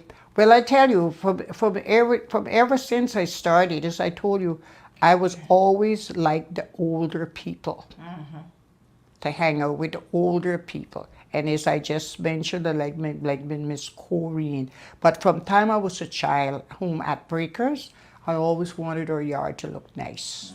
I would stay up all over the night, trimming them days it was only the oleanders and whatever. And anywhere I go and I see a little plant, I would pick it up, bring it home, nourish it, going back and get a little dirt from in the backyard, up in the cliff or whatever, come and plant it and let it grow. I love conch shells. I always love the conch shells. To go along the bin, pick up the beautiful conch shell, the nice piece of rocks, the nice piece, and I always would want a fancy or like landscape out around the yard. I would back the gravels from the seaside, put it all in front of the door, and I would get my machete. I would just chop it around and make little. I could say with that, you know, make little different garden here, I move it there, and I put it there, and I think it'll look better there, and I would move it, and that is how I got into that. And every little seed I find anywhere, I would try to plant it and sprout it and see how it would grow. And then along the line then, when I decided to do plants, to go bigger, before I even joined the garden club with Miss Joyce Hilton, Miss Corrine Thompson, Miss Una Bush, Miss Yulin Watler, we would always exchange our little plants with them. I would exchange what I got with them and things like that. And I would plant, no matter what kind. Every time I see a little pack of seeds anyway, I would buy it. If I even go away to Miami, and I would always, instead of looking for the closers, I would go and look in a place. In them days, you could bring the little seeds and I would plant and see. So I just decided. And that is how it really went. And now I'm still experimenting. I'm doing orchids and with things, and I joined the Orchid Society, and I always go in and I get to, you know, when we have the show in time, you know, but it's not that I go overboard with them, but I just think, you know, just caring and with plant, and if I see something there and it not look good, I will move it from there and put it over there. That is how with the park. Because right now I got my yard tore down. I got to try to rewrap it now. I got to rewrap it now. And guys, my house this house with over 18 years we didn't paint it, so we're trying to paint now for the holidays and doing little work here and there. So that's why my yard looks so mentioned. I've been cutting down the trees to get to the house, to get this way, and to get things looking back again better. But that so you just really enjoy. And you also were instrumental. You started, was it the garden club? And it was always into it, and I started with it. You know, I volunteer. What really started me, like putting before government had the agriculture show. I see it was a hard way going for when they want to decorate, like the town hall, when they having big business, big people coming in and all. I decided to get big, like my old bathtubs, because when I used to wash on my hands, I got my old bathtubs, I fill it with mud, and I put a plant in it, it grew nice. And I decided before nice flower pots was going, I would anything that get empty, I would cut it at the drums. I would go down to the water authority. When it was 7 Mile Beach, before we had city water running through, I would go down there and I would buy the drums, the smaller drums, and I bought a little saw, and I would sit down, I would saw them and make them in little pots. Wow. That way then I start putting plants in them. So when government now, when they started now, like, that's how I get to even go to the governors for dinner. Because they came and they borrowed, they came to my yard, they all see them, see my plants, Marge, a Royal Anson's daughter. God bless her soul, she's gone, you know, remember Mrs. Beckles? Mrs. Beckles, when she had married to the Beckles with her. She started out to borrow plants from me to do for the government. And so she said, you know, there was no money in the budget to give me, and, you know, so they invited me to come to, you know, to give me an evening, a lunch and stuff. So that got me. The public work truck would come and back into my yard, pick up these drums that I got up, and these nice, beautiful plants, and they would carry them down to the government house, out town hall, where they having an outing thing to do. Yes. So that kind of got me really enthused, because you even hear people talking about Emily Seymour getting so much prizes at the thing and taking pictures with the governor. They wasn't her plants, you know, they were my plants. But you see, that time I get so enthused. I got so enthused with the tax work and the money and things like that I couldn't go to those places. I decided let her do it. Let her, you know. Take the plants. She would come, Ferdy would come in the nights and get them, and I would, if he couldn't get them, I always had a little truck with my transportation business.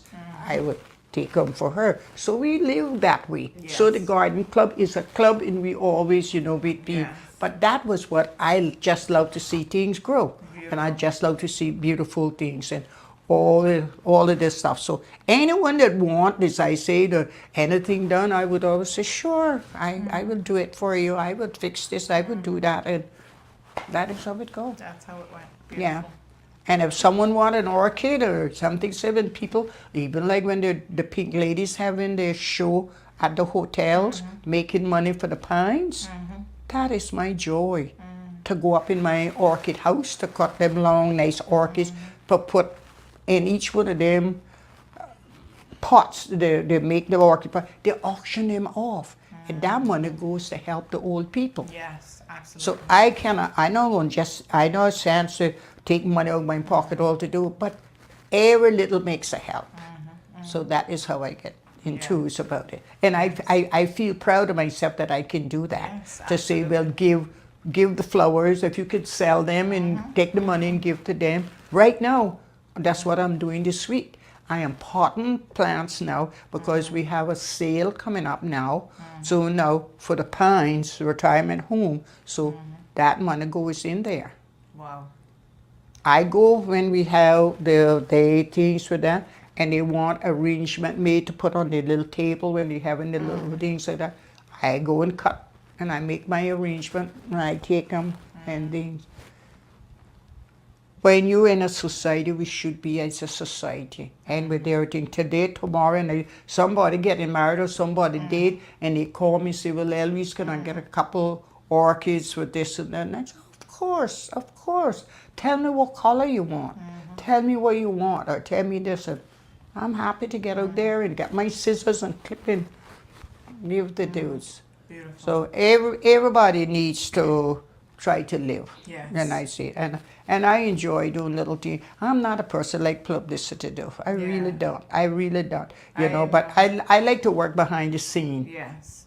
So that is how how I am. I'm very low key, and as I said, I don't like because that is what is wrecking Cayman today. Yes. I feel within myself. The people that should be doing things to help Cayman, to put it where it's supposed to go, is those who, just like as you say, the people about they can't find work to do. In my days, if I could have 4 jobs, well, you can't even have 1 or 2. And look at the kind of money you pay now. The kind of money they getting paid. It was days that I used to go, even when I was running taxi. Someday I would go to that airport when things was really, really bad, you know. When I joined the tax association, you know, it was only myself, was Ira Thompson, Ira Walton was like our president. It was Ira Thompson, Sunbeam. You hear people talk about Birdie and all of that. Birdie didn't have a driver's license until my brother Liebert got married to Franz Evans, which was Rudy's sister, in West Bay. When my brother was living in West Bay, he was being a police, he learned Birdie to drive. Them days I was driving long years about Birdie. People about Birdie. Sunbeam Thompson was the first woman driver in the island. Plus me, Kimeen. I got my driving for reward. I have a driving for reward license. Different levels, only 3 that issued the chief of police. The chief of police, what he named there now? Not Pope Cox. The one before Pope Cox. I can't remember his name right now, but I got it right down there. He was the man that gave me my driving for reward license. Royal Anderson gave me my driver's license. But my driving for reward license was given to me by the chief of the police, the one that had the restaurant when he retired. He had the restaurant right upstairs there in town. I don't remember. And that was basically meant you could charge people. Yeah. Taxi. No. That was not about I could charge people, but that was I could drive ambassadors. I could drive up there. If the Queen come to Cayman, I could drive her. I could drive the Queen. Okay. I could drive the Queen. And what was that license called? The license for reward? Driving for reward. Driving for reward. For reward. Okay. And that was what with it. Those days, I'm trying to remember the chief of police. The chief of police had to give it to you. Oh wow. The chief of police, because as I said, he gave me my regular driver, Royal Anderson, when he was in the police force. I got that. How did you learn to drive then? How did you learn to drive? They have to take you out when you wanted to take a driving for reward license. You just don't just go for 1 hour or so like that. That is a whole day, something like a half a day.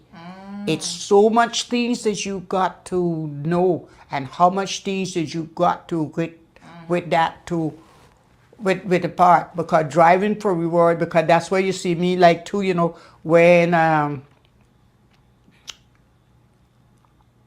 Fillmore Crank and Beverly Garland came from Hollywood, California. I drove them. Fillmore Crank is the building developer for this Howard Johnson Plaza.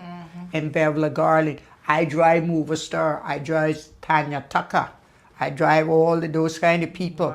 Because I had a limousine too, you know. I had my own limousine. When I never drove, Kerriff McCoy had the first limo. And then but I used to lend my limo to Kerriff. When he did, mine was a better one than it, because my limo that I had, I bought that went on auction in New York. That was the president, because I even have the sticker for that, the sticker and that, because she had her wooden dashboard and everything. I sold that to the guy there, bought her from me. Ramp Motors bought her from me and sent her to Montego Bay in Jamaica. Wow.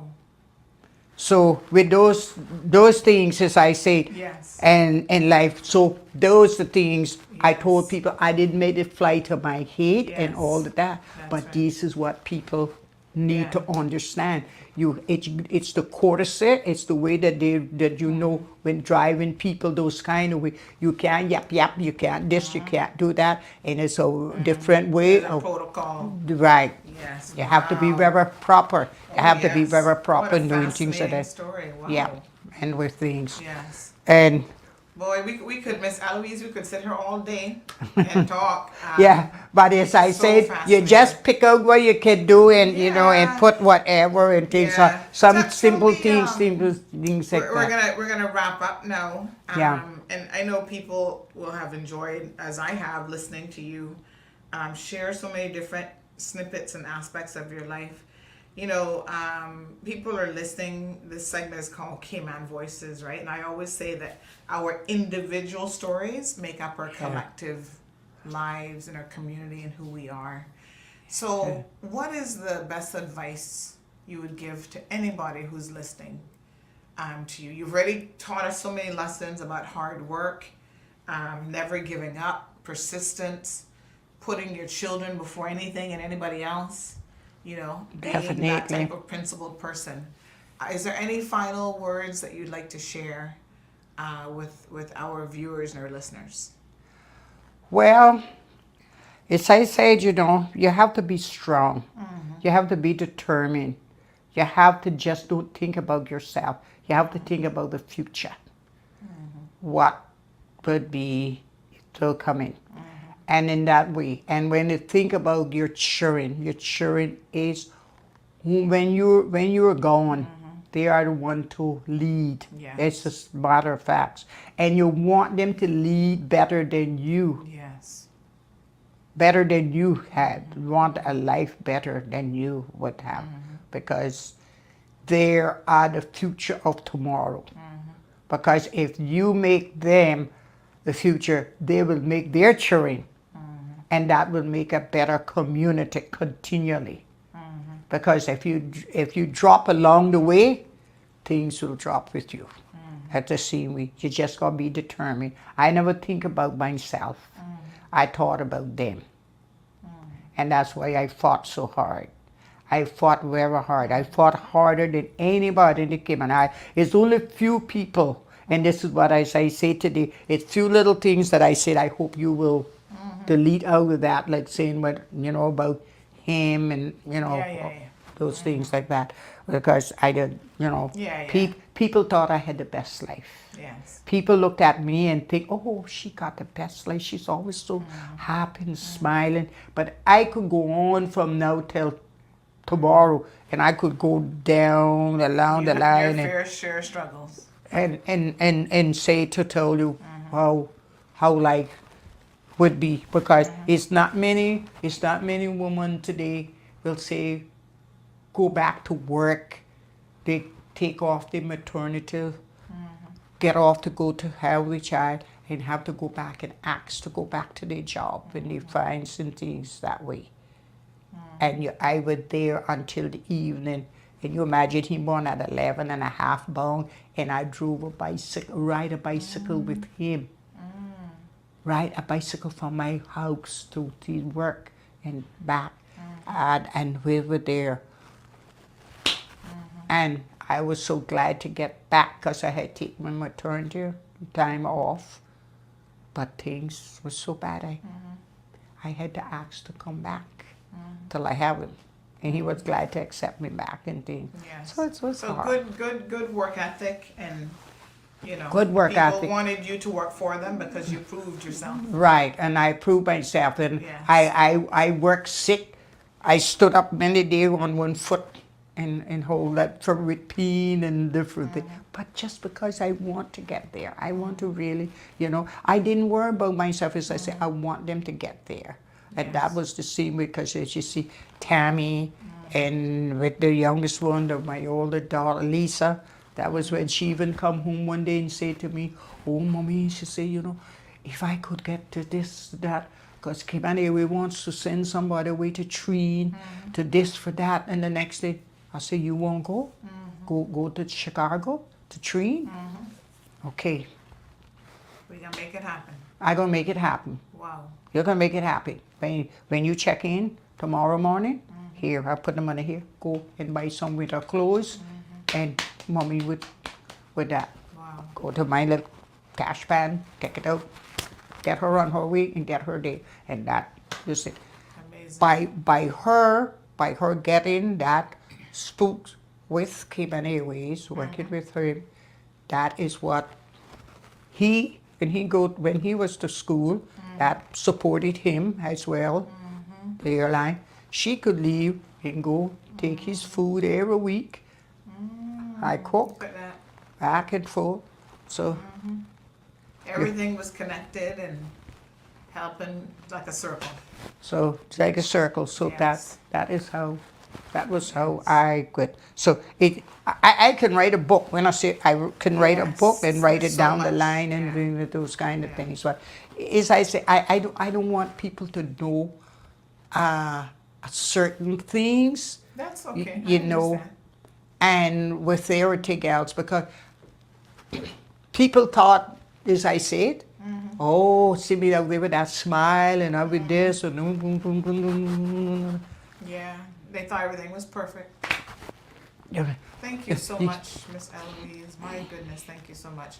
Yes. Really appreciate you Yes, really. taking the time. Like I said, it's taken us a long time to get here.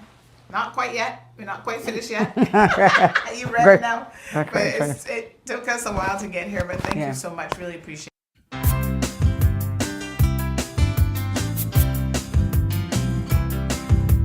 There are pictures of Cayman that we hold in our minds, and those impressions remain with us through the course of time. It's really a collection of the things we've done and seen, and if you know this country well, you know just what I mean.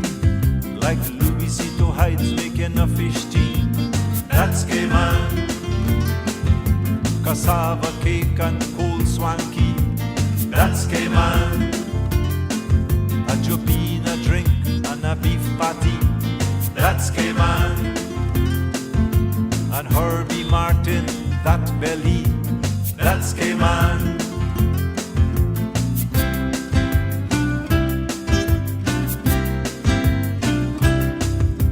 Georgetown Harbor sleeping quietly on Sunday night. Captain Theo and Rex Crichton making Christmas bright. It came and brack, the cocoa plum covers the ground like grass. And people you don't know at all wave hello as you pass. Country and western and dirty reeds, that's Cayman. Children sucking on a mango seed, that's Cayman. Nor'wester waves in Hogstye Bay, that's Cayman. Pirates Week, East End Day, that's Cayman.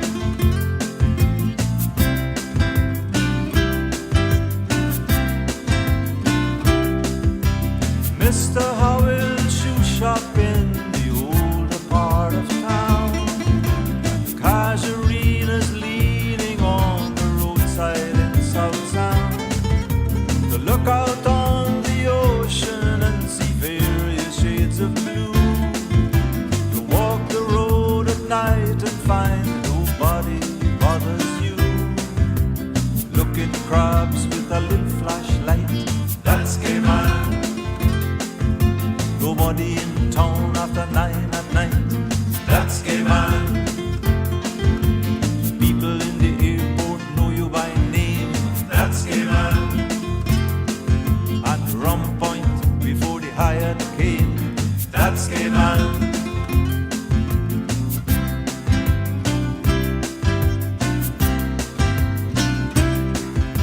A nation is a people living out the lives they choose, celebrating when they win, crying when they lose. And those who say Cayman is not a nation legally, it's very clear to me they missed the point entirely. Smelling jerk pork as you're driving by, that's Cayman.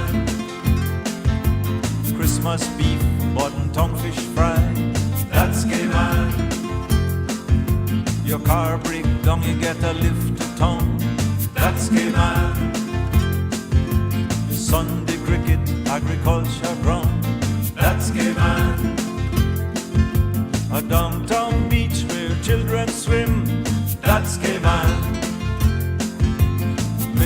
Jim, remember him, that's gay man.